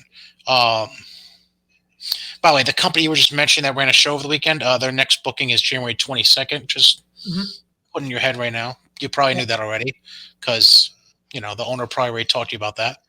I'm going to try to pull up because trying to remember when the next show is for the other company I was just talking about. Their next show, that can't be right. When is it? Oh, they just posted a whole calendar of events. Holy Jesus. Is that Immortal? Yeah. When the hell is this next show? I don't remember. Well, their last show of the year was the weekend prior, the weekend before Thanksgiving. And just as a note, like the guys they had were, the special guests they had were Dirty Dango, or formerly known as Fandango. They had Georgial, who was their former champion, but has also recently appeared in AEW. I'm trying to remember what his name was beforehand. The Punjabi line. I can't remember what his actual name was. That was Robo. Yes. They had Justin Credible booked as well, and they had Vicky Guerrero come in as a manager. Yeah. But I mean, the meet and greet though that they did ahead of time was focused on Vicky. I believe it was Vicky, Dango, and Credible. It was focused on. Right. Like, they get it. They get it. So, I mean, it's just like you have to have common sense, really. That's the most important thing. Because, like, I'll give you a perfect example. Because you mentioned the stimulus check thing. Now, this was a stimulus check guy. They'll know exactly what I'm talking about. There was a certain promotion that opened for maybe about 6 months in Connecticut that I had at first I thought it was the honor, and it became the dishonor of working for. You know what I'm getting to. Oh, yeah, you were a real warrior. Yeah. First show was end of July of 13, 14, something like that. I think it was 14. End of July of 14, and their last show. Nomads. Yeah. Oh, no, it was end of June was the first show. Because all of July, they were doing, like, the showcase kind of shows you were mentioning. Yep. At their wrestling school. They have a school? Damn. I'm gonna give you a name for somebody to talk to about that. They have a whole story behind it. Go talk to Bobby Ocean. Oh boy. Like mess. Hot mess. Hot Mess rolled on top of Hot Mess. And then the last show I worked for them was end of July, because our crew worked 3 shows for them. It was end of June, mid-July, end of July. End of July. And then they would end up doing, I think they did another show in end of August and end of September, because there's nothing like hot-shotting yourself to working every month when you just started. Yeah. And he basically hot-shotted his company out of business by, I want to say the last actual show they did it was either that September show or they did one in October or November, and that was it. So, and I remember their big problem. Number one was, I'm not sure if it was Caleb or the other guy, but they were more focused on trying to put NEFW out of business than they were on their own product. Like literally, they were trying to like start like a Monday Night War between 2 indies. Like, and it didn't matter because we were running in Mass at the time and they were running in Connecticut. Like, which is the dumbest shit ever. Right. Like, but then like we started foraying into Connecticut because we did NEFW Revolution and that was supposed to keep running out of Waterbury, which still, they were running it Nomads in Windsor. Like you're talking a 45-minute distance between places. And they were still focused on talking shit about us rather than their own product. And that resonated in their social media. Was they weren't advertising. I wonder who's doing that now in the mainstream. But that resonated where they weren't talking about their own shows. They were talking about us. So guess who were drawing the 300 to 400 person houses? Us. And they weren't, because they were too busy talking shit about us. And then here was the kicker, was there were shows where they would have XWW. They booked Gold Dust against JT Dunn. I remember this specifically. This had to be for the September show, because I remember that being the show they had Gold Dust booked for. Yeah. They did no advertising for that show. None. Like, no flyers. They just did internet shit for Gold Dust versus JT, and you had Gold Dust. But then the following month, they fucking spent God knows how much money doing professionally done radio commercials to play on the Clear Channel stations around here, where their big draw was fucking Corey Chavis from Dark City Fight Club. Which, no, there's nothing against Dark City Fight Club at the time. They were a great tag team. But you're advertising one guy from it who no casual fan knew. I'm not even familiar with the name, and I've worked indie shows in New England, so they were big for a hot minute in FIP, and like they had some ROH stuff going on in like 2013, 2014.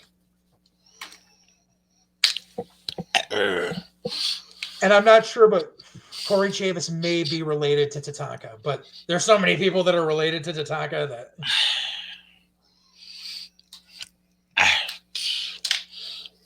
Now, if you dropped Antonio Thomas on me, I'd be like, "Oh, that's a throwback for me." But right, Corey, I don't know who the fuck this Corey guy is. No offense to Corey. No offense to Corey, or if anybody that likes him is watching. I don't know. And to bring up Antonio Thomas, I will bring up, because I love Tom to death, and I have worked with Tom for years.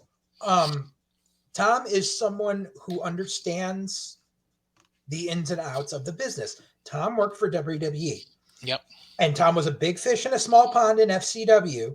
The Heartbreakers, before they were the Heartthrobs, they were the Heartbreakers, were over like gangbusters down there. It was the Heartthrobs. No, they became the Heartthrobs when they came up to TV. Right. When they were down in Florida, they were the Heartbreakers. Oh, right. But they didn't want to have a disconnect with having Michaels on the card. So they changed their name to the Heartthrobs, and they changed their names when they brought them up because Romeo Roselli was Johnny Heartbreaker. Right. They changed his name to Romeo Roselli. And so when Johnny and Tom came up to Raw for that cup of coffee, because they were only there for like 2 weeks, because the gimmick didn't get over, sadly. Because I love Tom is an amazing worker, like vast amount of knowledge, can work any style, yada, yada. When he got released, his first appearance was for us in the old DPW. He showed up as a run-in to work with Doc Heresy and Purdy Curdy, because it was guys he knew. It was guys he was comfortable with. And he didn't big league us on his fee. He was like, listen, I know I was only on TV for a couple of weeks. I'm not going to try to bilk you out of money. Whereas his tag partner is another story, who for 2 years after that was trying to say, former WWE talent, I want X amount of money. Mm-hmm. Tom never did that. And to this date, Tom has reinvented himself a few times. The current gimmick he's doing, I keep forgetting the name, but he basically does like a Matt Classic gimmick now. Mm-hmm. And he doesn't charm in a leg.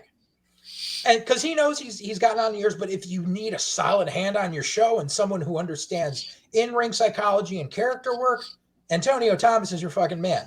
And like I said, I keep forgetting the name he's going by now, and it's really going to piss me off until I remember it. But he gets it. He's not one of these guys that thinks that he's worth fucking X amount of money. Like, there's guys who were in WWE for a cup of coffee who to this day are still thinking that they can charge fucking an exorbitant amount of money, like Salvatore Sincere, who still pulls that double booking bullshit to this day, where he appears as Sal Sincere and as the Patriot. Oh, really? Even though Tom Brady was not the Patriot, and Del Wilkes is dead now. Yeah. That's fucked. Uh-huh. Or you got our boy Tom's worked under a few different names, hasn't he? Huh?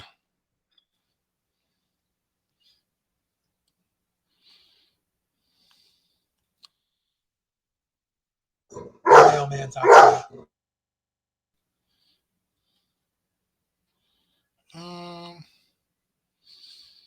Thomas Santel. Does that sound familiar?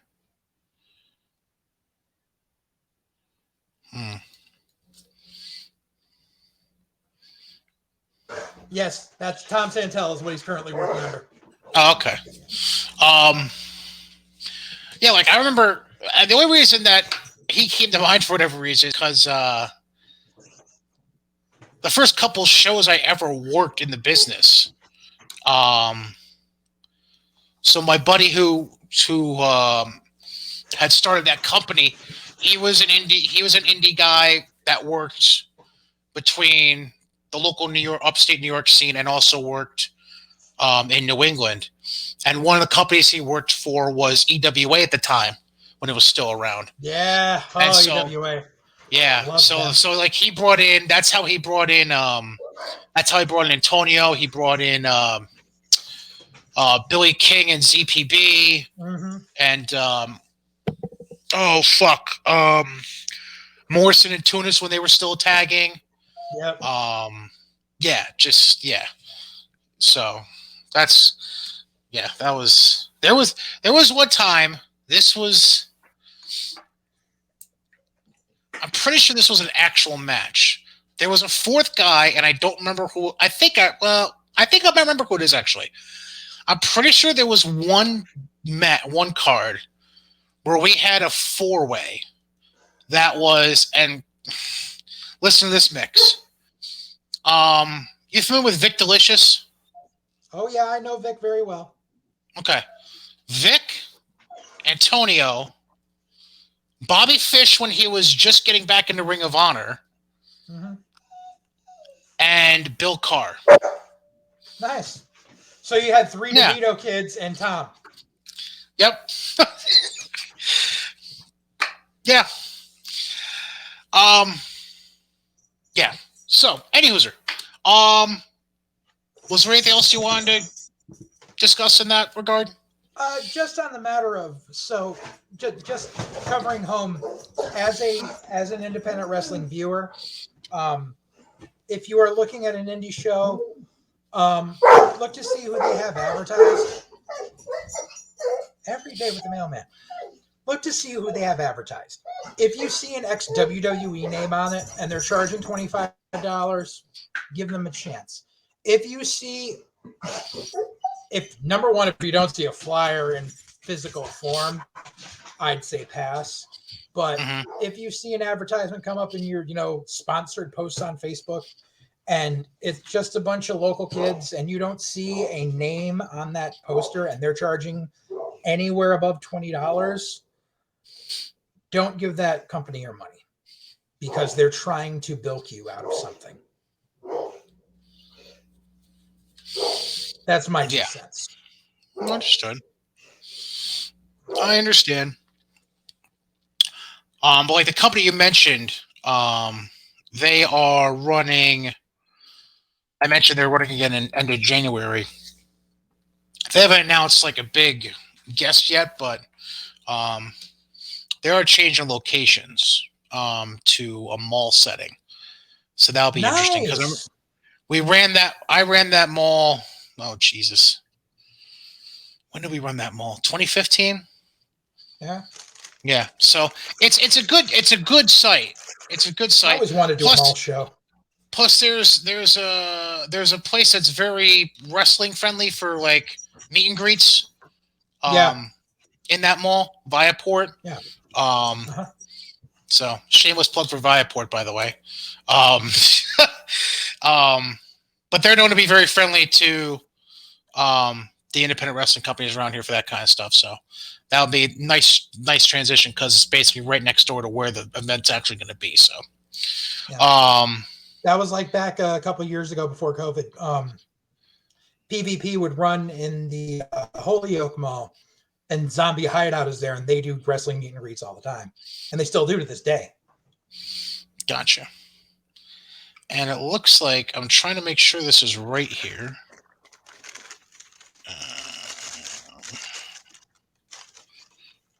So the first event for the other company I was mentioning, Immortal, their first event in 2022 is going to be the week after the Super Bowl, so Saturday, February 12th, and they've already announced the first guest they have coming is Glacier. Ah! But again, People it just want to shows see Glacier. they do. But it just goes to show, like, if you book smart, and like in the end, it comes down to two things: smart booking, as far as the talent you bring in. Well, three things. That one, advertising properly, and three, understanding your bottom line. Yeah. Because a lot of people get in, don't understand the concept of their bottom line, and just like that RWE example I gave, and just blow their load within 4 to 6 months. There's places that blow their load before they even open the doors on day one. Like I remember, like back in 2009, there was some indie company that was going to run in Jersey who advertised a fuck ton of TNA guys. Like they all showed up, and the day of the show that night, basically this dude was counting on pre-sales to be able to pay the fucking talents, and he had 0 pre-sales. Yikes. And he told everyone, go home. I can't even afford to bring the ring into this building. And basically, there was video online for a bit. Like, it's obviously been scrubbed from the internet of like all these talents. Like, basically, he got chased out to his car, and they were like trying to flip his car with him in it because they were pissed. Oh, I bet. This was back when TNA guys, like, you needed to fucking like pay them market yourself. A minimum of $1,000. You had to pay them a minimum of $1,000 because Bill Behrens was representing all of them. Oh, right. Just a quick side note, by the way, to add on to what you were saying about the pre-show fees involved. New York State. So New York State is a fucking animal and a half in itself, because the Athletic Commission just. I don't know if I'm ever working another show in New York State again. So in general, the Athletic Commission, I can tell you to go suck dick. How about that? Do they still have to pay in New York to have a doctor and an ambulance on site for every show? Yes and yes. Jesus. Fuck that. So there's that. Plus you have to pay, I know you mentioned insurance. There has to be an insurance coverage as well. And you have to pay for a license application. Oh. So before you can even begin to conceptualize a show, you have to have a license in hand. I mean, that does weed out a lot of fly-by-nights. Agreed. It's just a serious pain in the dick, which is why the one promotion I mentioned earlier, at least for now, has been running mainly They've started with a show in Vermont, and now they're going to Massachusetts because I'm assuming the regulations are a little more lenient and don't require shit like a license and doctor and ambulance and all that shit. So I think Vermont, I know New Hampshire does, but I think Vermont still requires indie wrestlers to get licensed, but it's like $25 a year. Right, which is peanuts. Yeah. But yeah, it's fucking, yeah. New York State's pretty goddamn ridiculous, and I can't even imagine what it's like. Because you also got to think of overhead when I bring up guys like this. If you're somebody like House of Glory that also has a school attached to it, I can't imagine the fucking real estate pricing for rent for a fucking wrestling school in the middle of New York City. I can't even fathom the fuck that cost is. Like, in all honesty, like that was one of the things. I am surprised they survived COVID. Yeah. Like, and I mean, because they were making their bread and butter on their house shows, which, because like, especially now, like, and here's a double-edged sword with House of Glory, because like I said, I've used a lot of their students. The problem is now when they do their shows, their students aren't getting featured. It's their advertising. Yeah, they just announce their return show. That's right. Yeah, they're bringing in Malachi Black. Yeah, they're doing Red versus Osprey. They're bringing in Malachi Black. They're doing Loki versus someone. Like all the spots, none of them are going to the students. And there are so many talented fucking students there who are basically going to be either on the pre-show or in a fucking battle royal. Yeah, it's I don't know. It's kind of weird, but I mean, they're trying to make their money back somehow, I guess. All right. So we dove into economics, long form. We're not gonna get terribly in depth about WWE at this point, but there are two things that we need to discuss. Number one is something that I teased last episode. So let's just be blunt about this. You look at the talents that have been released, especially in the last two bunches that have been cut, and it's really 90% talent that Hunter was backing, had recruited, or someone affiliated with Triple H had recruited. And you can just see the general tenor. The general tenor of NXT changed, obviously, when it rebranded to 2.0 and just a whole bunch of shit. Now, I'm not going to go so far as saying that Hunter is purposely planning a way to get out. But it begs to ask a question. Is it possible Vince is or could be having second thoughts or reservations about leaving the company in control of Steph and Hunter when if he ever decides to give up control of the company? So, and if so, who would be the most logical? Because the obvious logical choices currently, they aren't much younger than Vince, so I don't know if they're really considered viable options. But I'll let you go ahead with your answer, and then we'll discuss. So, I wholeheartedly believe that this is not a Vince versus Paul issue. A lot of people see it as that. I see it as a Paul versus Khan issue. What the problem is Vince is trying to pump up the value of the company as much as possible because they have shareholders. And on top of that, Vince wants to make sure that if he is to shuffle off this mortal coil, or if for some reason he is told he can no longer be an operator, that he's leaving the company in the highest standing possible, because he believes, and in all honesty, there may be some semblance, some credence to it. If Vince were to step down tomorrow, WWE stock would take a drop. I'm not saying it would be a significant drop, but his WWE stock would initially take a drop. He knows this. So he's trying to get the company's worth up as much as possible. So if that were to happen, it can show the shareholders that they have had a steady course of growth over the last 15 quarters, that even a small drop will not affect the bottom line of the company. That's what they're, and that's where the prime worry is the stock value. That's the way it's been since they went public.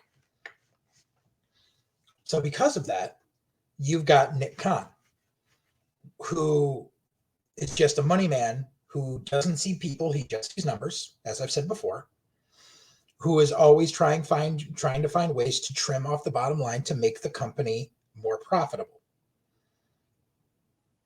The problem with this is he doesn't realize that it's hindering the product that is the entire engine of the money coming in. It's basically like, let me try to come up with a comparison. Okay, so if you're ever in fucking Cub Scouts and you got your Pinewood Derby car, you got to build. Yeah, I remember those.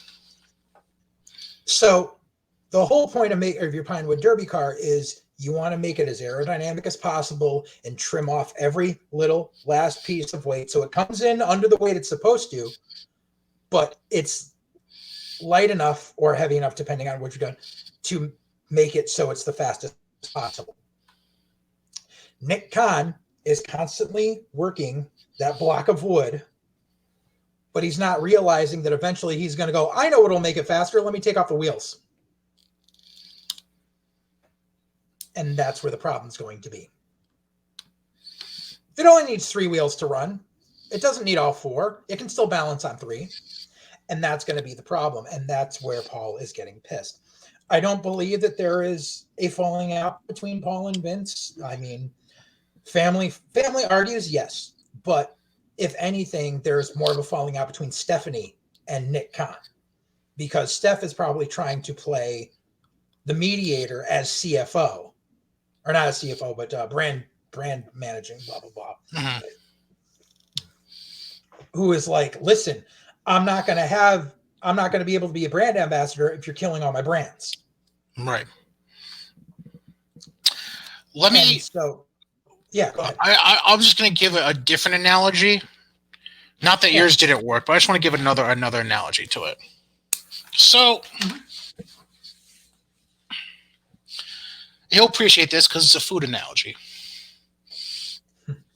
Imagine you're tasked with, let's just say you take up the task of wanting to make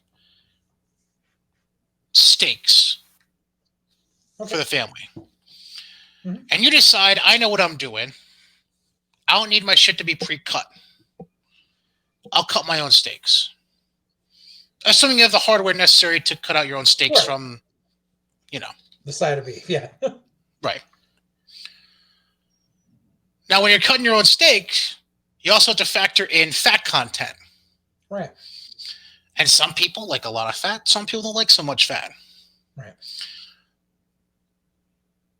The fat, obviously, you can connect to excess of talent. Right. Okay. The more fat you trim off, eventually you're going to get to a point where there's not a whole lot of fat to trim off anymore, and now you're going to start cutting into the size of your steak. Mm-hmm. Okay. At this point, we're at a point where we've gone from budget cuts that made sense, or 90% of the way made sense, to now budget cuts where half the people are just saying, what the fuck? Right. That is the innate problem that's going on right now, is that, and this is kind of just furthering the story you're telling. Nick Khan, and this is something we knew way back when.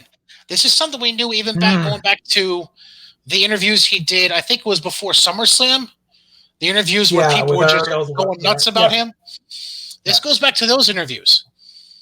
This is a guy who only sees numbers. Yeah. Doesn't see faces, doesn't see in-ring talent, doesn't see the way their personality is during meet and greets or the way they treat fans in airports. He doesn't see that. He sees names and numbers. That's all the fuck he sees. Yeah. And if he sees a name and number that isn't returning what they deem as a viable for what's being given, Right. he sees as being able to take a Sharpie, cross it out. Here's your new list. That's essentially what Nick Khan is at this point. There's no pictures to these names. There's just numbers.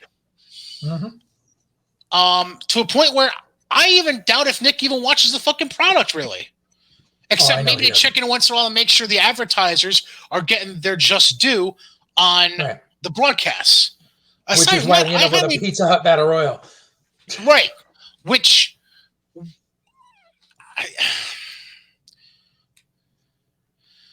And now we're at a point where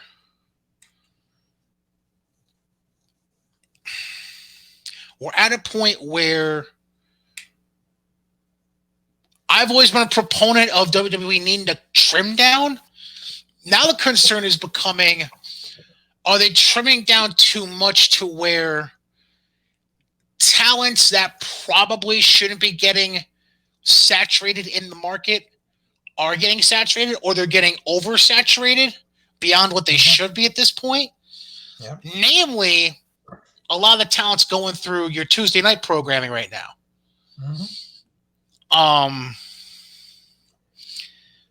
Too much too soon is the most operative phrase I would use at this point for a lot of people.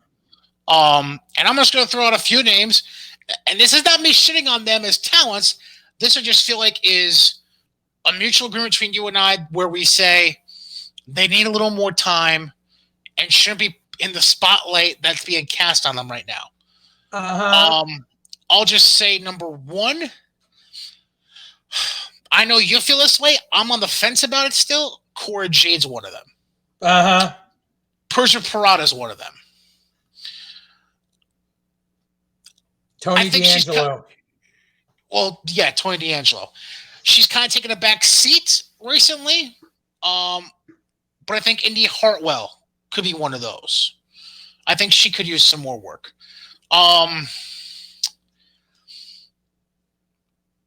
As long as you don't put her in the ring again, I wouldn't use the same. But if you are going to put her in the ring again, Elektra Lopez is one of those people. Yeah.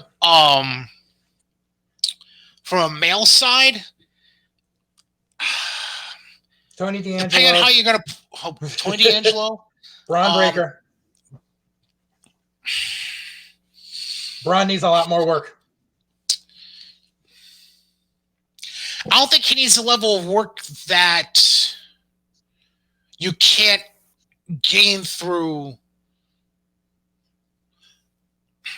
I'm not saying he's NXT champion ready. Like, I'm not going to put him on that level. Yeah. But, like, I think he's the kind of guy where he can learn on the fly because he has the DNA to be able to, I think. But I'm talking guys like a Von Wagner, Grayson Waller, just guys that you can see need more time.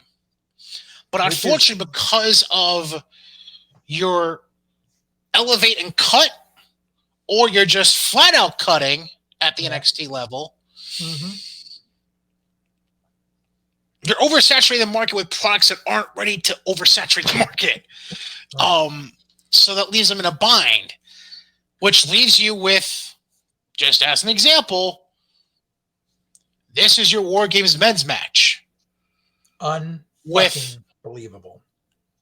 With you have 4 legitimate talents on one team that are established, good work. Well, 3 of which are established good workers. You can probably figure out which one doesn't fit like the others. Hint, hint, far right. And if you're not watching the YouTube video, I'll just say it. It's LA Knight. And then your other team, you've got Carmelo Hayes. That's probably the one guy I have 0 complaints about. Yeah. But Braun Breaker, he fits the mold for what they're trying to do with this match. Mm-hmm. But again, like I mentioned, like he's gonna be a guy that has to. He's gonna be a guy that he's gonna get pushed to the moon regardless. Right now, he's just gonna have to learn on the fly. Mm-hmm. But Grayson Waller, Tony D'Angelo, the fuck are we doing here? This is the problem. I'll tell you the exact problem with it. It's because they're trying to get instant gratification in an instant gratification society, which is number one, the wrong thing to do. But number two, here's the problem. Because unfortunately, and like I really hate this because I know Gabe Sapolsky is part of this, Gabe has become brainwashed by that WWE animal where he's in that mentality along with fucking whoever else is booking down there, Kevin Dunn or whatever, because Trips is still on hiatus, that they're going to take those 4 young guys and they're going to win that fucking War Games match. I guarantee you they're going to win. And that way, according to the guys booking it, they're instantly going to be over. They're main event bound. They're ready. They beat the 4 workhorses. They can do it. It's time. This is the new era. We're going to shove it down your fucking throat. These are our top guys now. Fuck you. These other guys, we're making them coaches. Suck a dick. This is what you get now.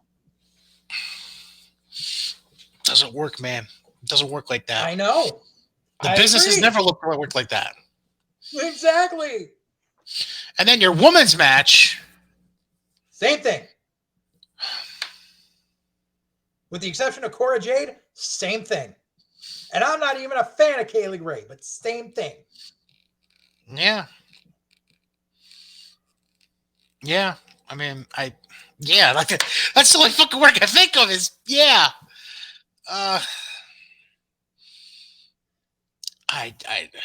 Because it already hasn't been drilled in our fucking heads that toxic attraction are getting shoved down our fucking throats. We gotta have them win a War Games match too. And the fucking sad thing, and it's probably gonna make you laugh. The Carmelo Hayes of that team is Dakota Kai. Yeah.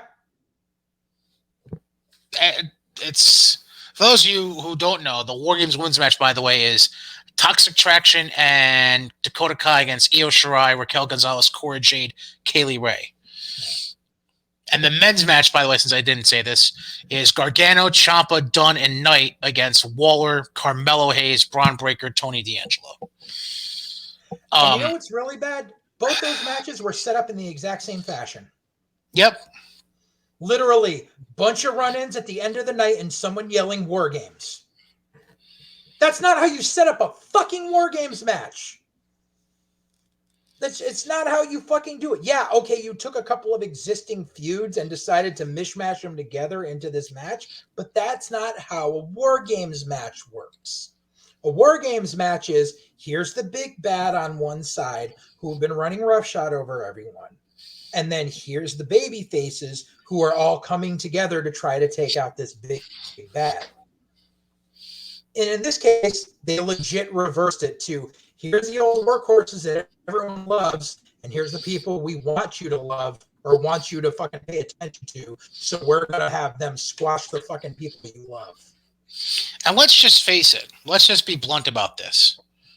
At least on the men's side, they fucked up not one, but 2 legitimate matches they could have had for War Games. Yep. Because they promoted Hit Row and left Legado del Fantasma jerking their dicks in the wind. Yep. And then you had potentially something involving Imperium. Yep. I think we had, what was it? What did we have in our heads? We had, or no, we had, it was Dunn, Ridge Holland. Was it Dunn, Ridge Holland, and Imperium? Is that what we were thinking on one side? Against MSK.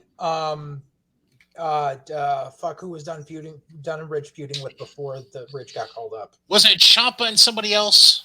Yeah, it was something like that. Yeah. Like, or was it Ciampa and Mello we were thinking? Maybe, but I don't recall.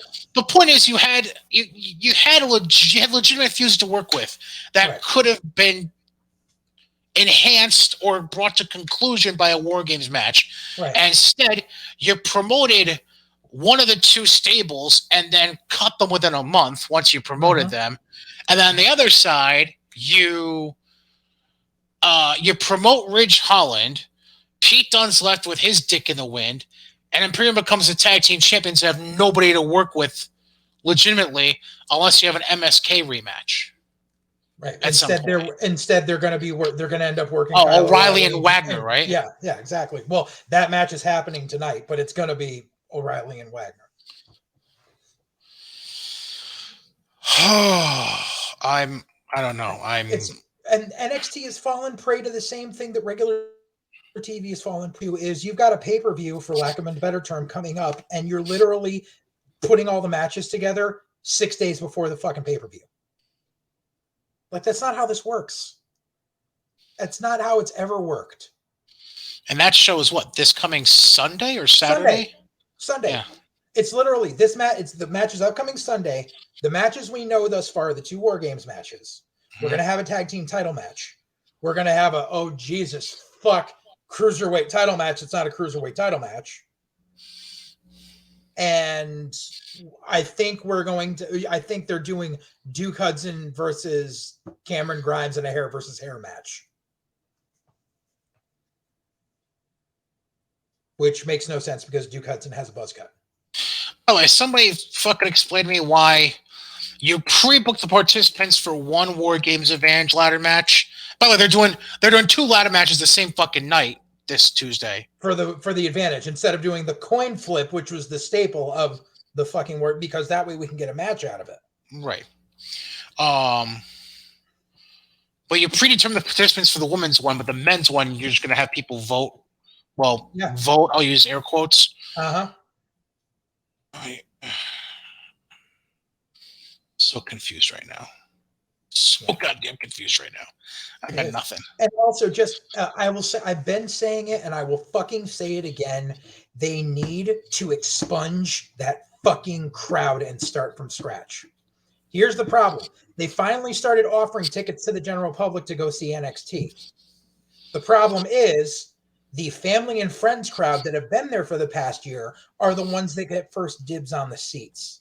So they're getting the prevalent seating, and then people who want the other seats are coming in, and getting spread. And so then you've still got the family and friends cheering for the fucking heels because they're family and friends, not because they're good workers. It's because it's their fucking hangout buddies. And that is seriously hindering the fucking product. Like, at least when they were at Full Sail, yes, the crowd dictated some people who ended up not getting over with the main roster. But at least while they were down there, it was an organic reason they were getting cheered. They were just big fish in a small pond, and they could capture 500 people. They just couldn't capture 3,000 people. But it's kind of like when Defiant came out to some NEFW shows. They had people cheering for them occasionally.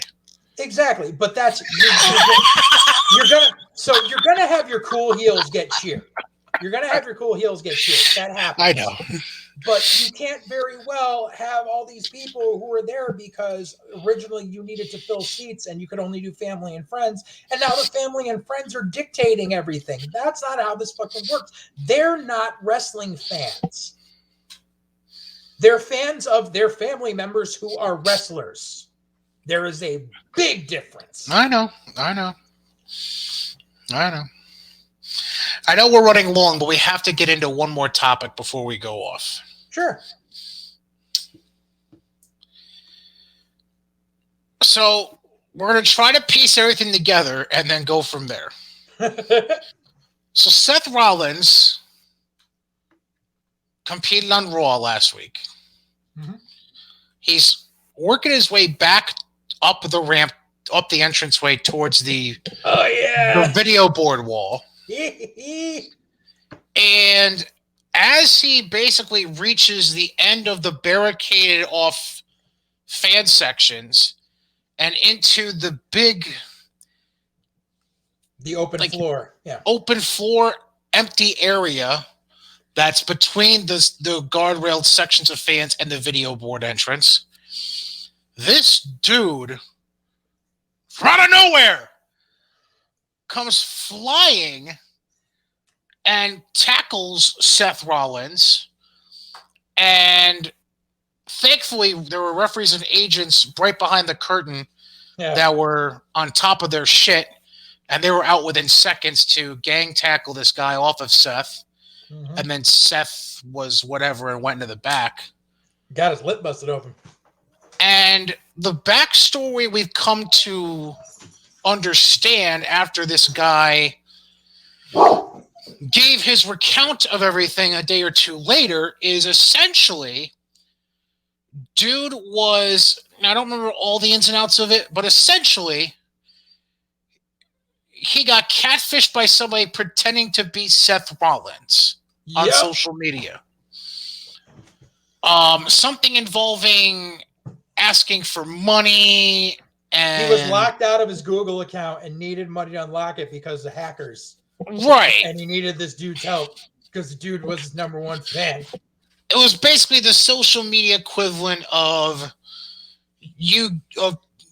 this shit you see every day in your email inbox that you know not to open and click the link for, but this guy apparently did.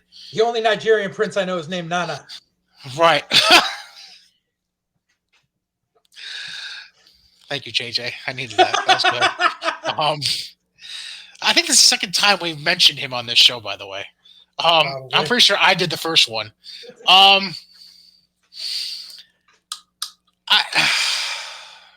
First of all, let me put this out there. Based on, I think you mentioned this to me, but I'll put the disclaimer out there. This is not us trying to make light of this guy's mental health state, because I think it's relatively apparent that there's something wrong with him upstairs between the ears. Yeah. Hence the space between your ears banner behind me, my other podcast, which I've been delinquent on and I do need to get a new episode of. But we'll get to that for another day. So obviously, dude needs some help, needs therapy, whatever. So that's another subject for not our show to discuss. But why is this becoming a thing again? I don't know, man. We had dude try to jump into the ring at AEW for the MJF Jericho signing, and claimed he was a disciple of Cornette trying to do it to please him and Vince Russo. Fuck if I know. We've got this dude. I think there was one other incident pretty early on post-COVID when WWE first came back. Yeah. I don't know if it was I think it was a house show. Yeah. With that. But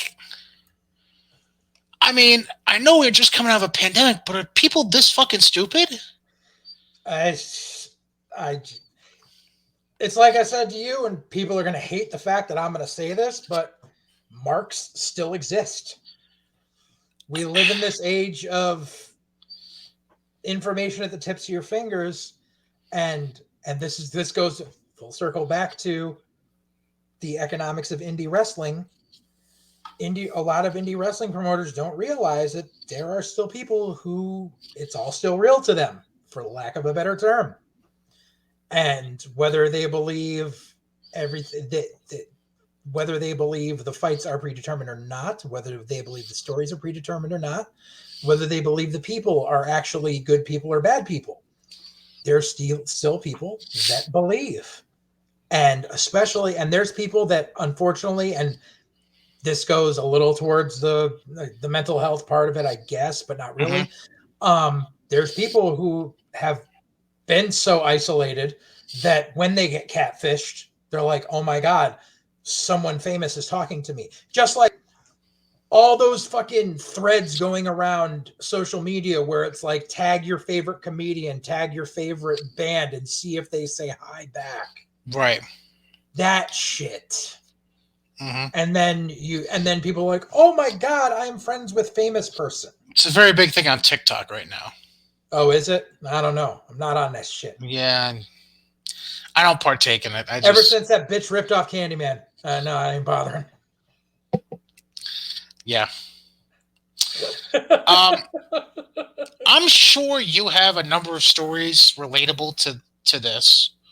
There only happened to me once, so I'll tell my one story compared to probably the 50 you have. I don't think I ever told you this story. And it's sad that it went to waste in the company that we mentioned earlier in the show. So let me explain the elaborate, not so elaborate plan that went into this. So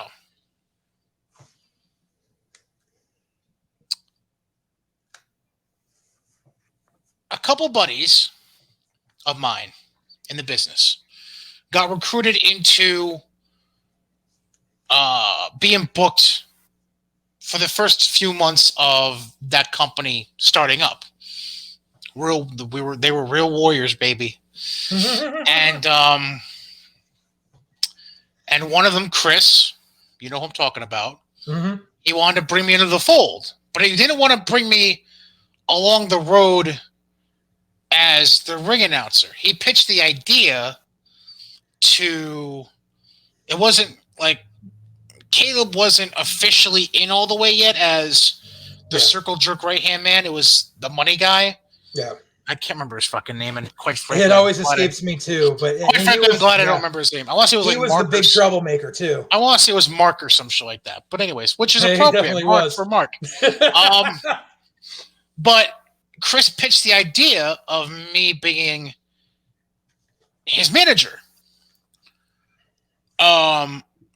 Because he wanted that to spin off into the start of his company. He was going to be, the stable was going to be called the Dynasty. Appropriate enough.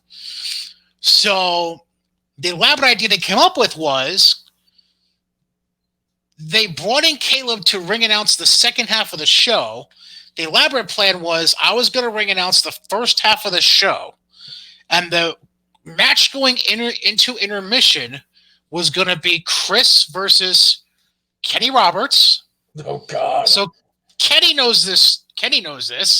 Or at least he was part of it. And also part of the match was an interruption by, God rest his soul, Ian Griffin. He was going to interfere in the match against Kenny. So whatever, they go through the queue, whatever. And the concept was, over the course of the first half of the show, I was going to legitimately show genuine disgust with the way I sat and emoted during matches, and would even show a growing lack of interest as I was ring announcing each match. And then at the end of the Chris and Kenny match, they let me take a hot mic and say whatever the fuck I wanted to cut a promo. And then they were going to go into intermission. That was the elaborate plan. So I think I still have a clip of this. Why the fuck are you laughing? Finish your story and I'll tell you. Finish your story and I'll tell you. So I had a few notes kind of scribbled down on my ring announcing card, but I was ready to let it fly because I had those notes and I made a few observations from talents that were in the earlier matches, and I was ready to fucking fire at will. So everything goes off without a hitch.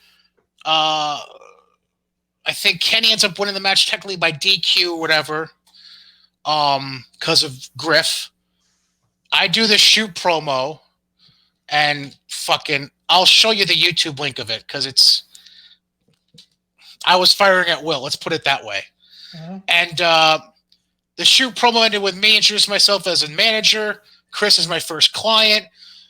The guy was also the on-screen GM, by the way, this owner. Mm-hmm. And he comes on, he's like, what are you doing? What are you doing? I'm like, fuck you, stick this job up your ass. I quit, essentially. Shoved the mic in his chest, went out through, had me go through the curtain because that's smart. Yeah. But I went through the curtain back into the locker room, and then he sent everybody off into intermission. Then Caleb came out and ring announced the second half of the show. So, finally getting to the point of the story I want to get to. It's intermission, obviously. And Chris is like, want to get some more heat? I'm like, oh, Christ. So, he had a little handheld cam with him for whatever fucking reason. I don't know why. Oh, because he had somebody shooting the match in the audience. That's why. So he gets the handheld cam from, I think it was Tom who rode with us, actually taped the match. Bless his soul, too. So he gets the hand cam. And I don't know why I thought this was a good idea to go along with, because heels and intermission is usually not a good mix, but fuck it. So we go around the ringside area, and we're just fuck with fans, basically. I shit you not. I had a kid maybe this high stand up from his front row seat at one point and take a swing at me. And I was like, okay, we're good. And I just went back. I'm like, we're good. We're good. We got what we wanted. Kid took a swing at me. My job's done. Needless to say, I'm sure you've had more intimidating individuals try to take a swing at you. More than once, I'm assuming. And you raise your eyebrows. I'm not sure why that is. Maybe because you have a story or two. Is there one in particular that pops out for you about fan interactions going wrong? Oh, yeah. Fan interaction got... so this is actually part of and leading into... So, they say imitation is the highest form of flattery.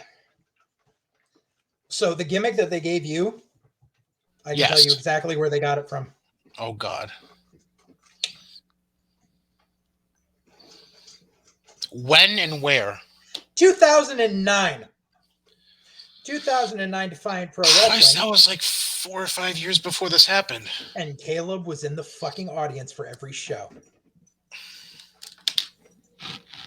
2009, what happened was I was a manager who, through a series of events, ended up becoming the GM of the company. What happened was then we lost our building. We didn't run for 9 months. When we came back, we decided to kind of hit the reset button. So when we came back, I came out, cut this heel promo. Milano came out and basically said, you're the reason we didn't run for 9 months, and we are unceremoniously getting rid of you. So then we got our new school. We started running weekly again. And what happened was the angle was I wanted to come back, but there were no management spots. So I had to work my way up from the bottom. And I was a special guest referee for 2 shows. And then I had to become the ring announcer. And for the next 5 months, every week, I was the heel ring announcer who was disgusted with what he had to do, who would praise the heels and talk shit about the baby faces. 5 months? 5 months. This is how you milk build the shit out of this. Until finally, boom, I'm done. I'm managing again.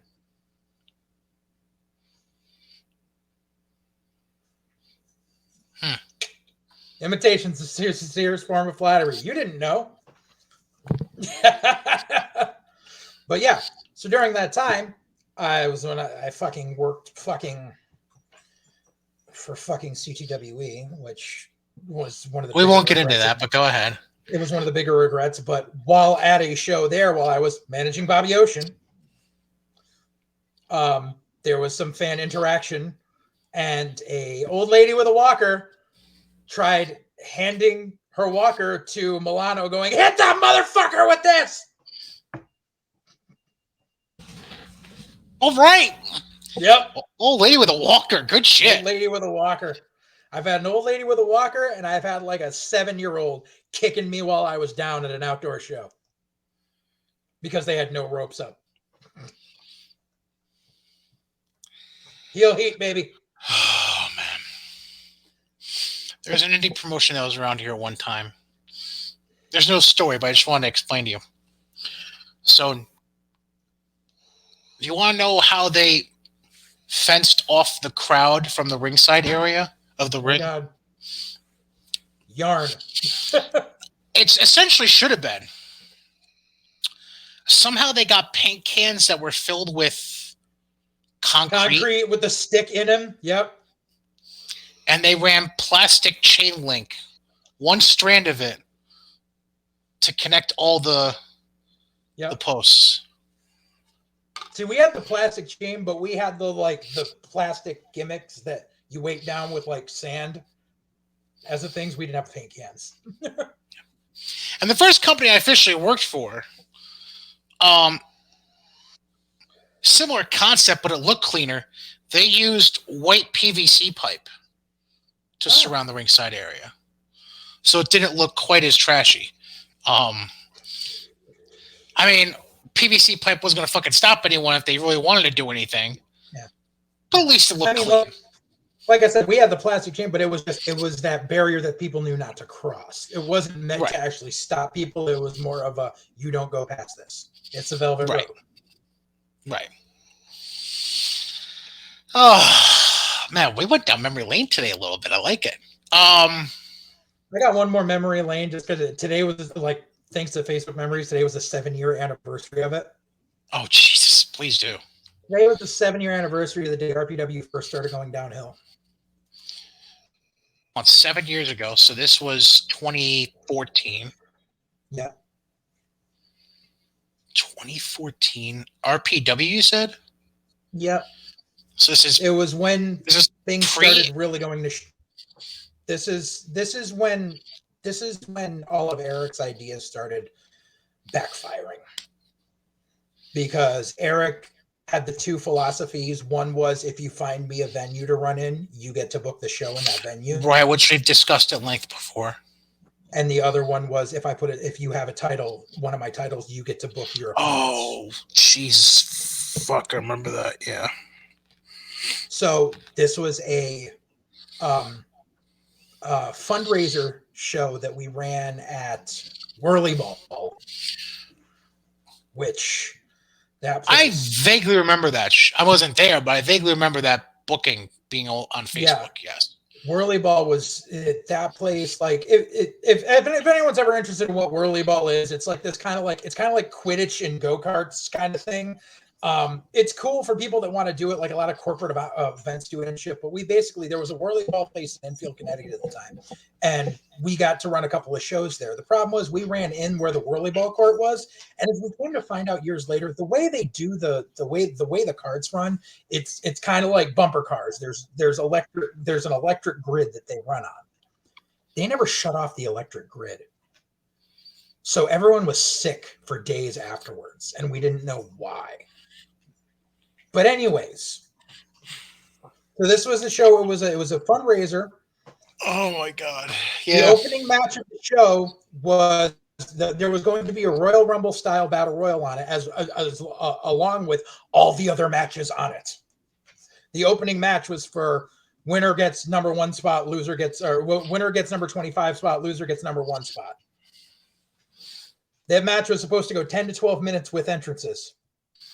That match went 25 minutes. Oh, Jesus, Mary Joseph. The participants in that match, Pinky Sanchez and Mark Quinn.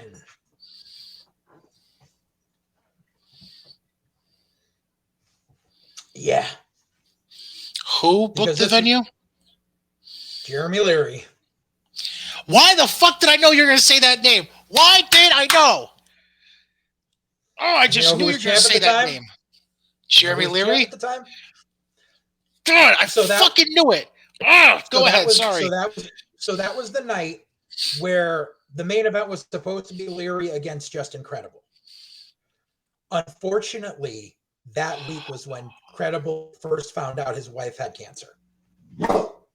That's okay. Yes, so I think I remember this. Right. So he had to back out. And sadly, it was like the second time he had to back out on a booking with RPW. First time was because of something else, but this time it's because his wife was legit sick and he just wasn't in a good place. So it ended up being Leary versus Aaron Morrison, who Aaron Morrison was set to retire the next month. Correct. And so this was the show where Leary dropped the title to Morrison and then entered the battle royal under a hood, did the hide under the ring, looks like I'm eliminated, come out and eliminate the last guy, take off the hood, hi, I'm turning heel, calls out Morrison. Morrison gets attacked by Leary, Logan Black, and Rude Boy Riley, and Leary puts the belt back on himself.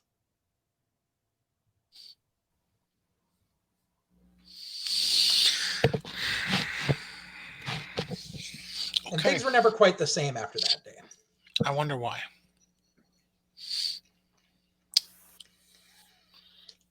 So, I was listening to your story, by the way. Obviously, because I was reacting to it. But in the meantime, I was also pulling up the YouTube channel because it still exists. This is how I know my promo still exists for the Real Warriors. I'm going to put a name out there to jostle your memory. Because he was the only heel that was getting any heat aside from us in the like 4 to 6 months it existed. Mm-hmm. Joseph Von Schmidt, ring a bell? Too much of a fucking bell. I could go on for a fucking entire show and then some about how much of a piece of shit that motherfucker is.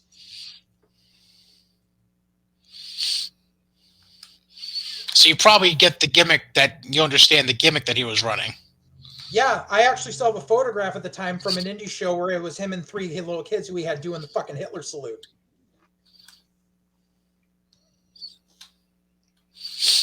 Yep.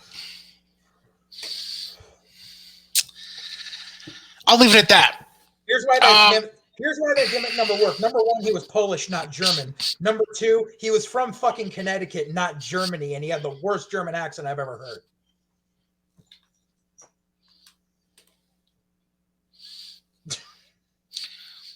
So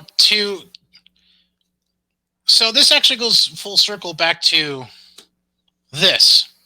Allow me to explain the talents I can see just by checking out the listed names within this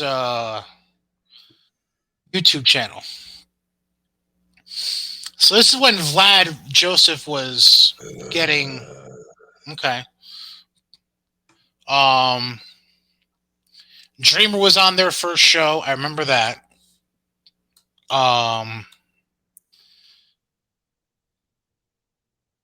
What else was on this show? The debut show I gotta be honest, didn't have a whole lot going for it, the first show. Mm-hmm. Then their mid-July show we were at, they had Fury and Frost was their main one. They had Black Cheese, and I think this is Ricky. Who is this? Ricky who? I can't remember his name. Oh, Ricky Reyes. Oh, yeah. Then their late July show, that was the clusterfuck tag match I told you about before. Yep. Mike, ever explain that to you? Yes. Where they wanted it to be a handicap match, and Just Credible said that's fucking stupid, and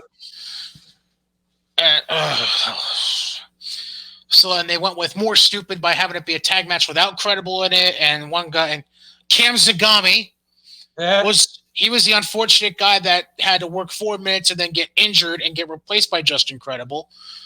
The other guy on the team was Fox Vineyard, and my team was Envy and Christian Frost. I'm sorry. It's okay. So okay, here's blowing your load. Here's some of the people that are on that late July show. I'm gonna give you this one tag match and this one 4-way match, and you'll understand why the economics didn't work out. The 4-way match he had on this show, which was an elimination match, ACH versus Jigsaw versus Black G's versus AR Fox. Jesus, I don't want to know the budget for just that match. They also had a tag match on that show. The Colony. Yeah. You want to guess who the opponents were? If it was the Colony, then it had to be a bunch of other Chikara guys. Nope. Although I don't know if they ever worked Chikara. I can't even give you a definitive yet. I'm assuming they never did. I could be wrong. I'll give you a hint. You loathe and despise this tag team. That narrows it down. Like, really loathe and despise this team. Oh, the Bucks? Yes. Yeah, to say goodbye to your budget. And this was 2014 bucks, by the way. They were charging like at least $2,000 an appearance then. Yep. And people were fucking paying it. Yep. I remember that shit. And then by the time he realized he was spending too much money, it was already too late. Yep. But I know one of the last shows had Todd Hansen on it. They had Rhett Titus versus Antonio Thomas. Mm-hmm. Rhett would actually always come in and work a spot for places for not that much money. I know Rhett was always kind of about that. And Hansen, same thing. Well, yeah, I'm just saying, like, just in general, like they booked Mike Bennett on the show. They finally decided after 3 months, hey, maybe we should get some chicks to wrestle. And they put Veda Scott against Mistress Belmont one show. Oh, God. Goldust against Greek God Papadon. That's the one I remember with Goldust. Dude, fucking dude. Okay, I'm gonna go complete shoot here. You just said a name there that charges way too much for having never done anything in this business. He's part of Immortal, just so you know. Yeah, you know how much he charges per appearance? At least what he was 2 years ago? I can't imagine. 800. 8? 8. It's a hell of a number. For a guy that's never been on WWE TV or Impact or AEW or Ring of Honor? Yeah. Oh, that's right. They brought in Sanjay Dutt for a few shows, too. I always like Sanjay. They had Sanjay and Jay Lethal when he was doing the Black Machismo gimmick. Yeah. Sure, that was cheap. Jay actually never charged that much. Papadon also did a match for them with the artist formerly known as Oni Lorcan. Oh, Biff, yeah. I don't know. I don't even know why I'm giving them so much time right now on this show. Because they don't exist anymore. But it's good as a lesson of what happens when you decide to run an indie promotion and you don't know what you're doing and you're in over your head. And you think that booking a bunch of indie darlings is going to draw. And like, here was the major problem with them. They ran at Nomads, which Nomads is a beautiful venue. I will give them that. But nobody knew wrestling was ever happening there. No one ever knew. I went to Nomads when Chikara came to Connecticut. They ran a show at Nomads. I only knew because somewhere on a message board someone shared something. And I went and they drew 65 people because nobody knew that there was a wrestling show happening there. And Chikara, when they were big, they depended on their social media presence, which worked when they ran in Pennsylvania. But when the second they stepped out of Pennsylvania, they didn't have any grassroots marketing. And so people didn't know. And like I said, Nomads would run pretty cheap because you would run in the basketball court, which no one was really using because everyone was there for the gaming. Because Nomads is basically a Chuck E. Cheese without the pizza. Right. Or Dave & Buster's without the booze. And I could notice that about Shikar, by the way, because the one show I helped them run in Troy, which is just outside of Albany, Troy most well known for a Clash of Champions card that had Ric Flair and Terry Funk in a night quit match for the NWA Heavyweight title. Yep. FYI. Look at him. The one show they ever ran around here was in Troy. It was actually in the same building where the first company I ever worked with was running out of. It was a Boys and Girls Club. Yep. And it just kind of felt that way. It just kind of felt like the fans that came in were just kind of hodgepodge and like it was almost like it almost felt like a VIP show. Fan base that came in. But yeah, any Hoosier. Yeah. Anything else, good sir, before we wrap things up? I think we covered a lot of ground today. I've got a dog going nuts over the neighbors. Yeah, and we went stupid long compared to our usual show, so I do apologize. But hey, it was well worth it because I think we had some good discussion about some stuff that needed to be addressed. I felt like next week we can talk shit about War Games. Well, that too. War Games, by the way, this weekend, so obviously we'll recap that next week. Some other stuff. I'm not even sure if there was anything we really didn't get to today. Most of the stuff, yeah. Yeah. By the way, nice to see that Steph's daughter is now training for wrestling. Good for her. Yay. Yay. Anyways, that was episode 27 of White Heat, presented by Godzilla Media, sponsored by our friends at Mohawk Honda and Johnstone Supply. For JJ Alexander, who was brooding in the dark of Connecticut, I'm Brian Cady. Happy wrestling. Toodles, everyone. Later.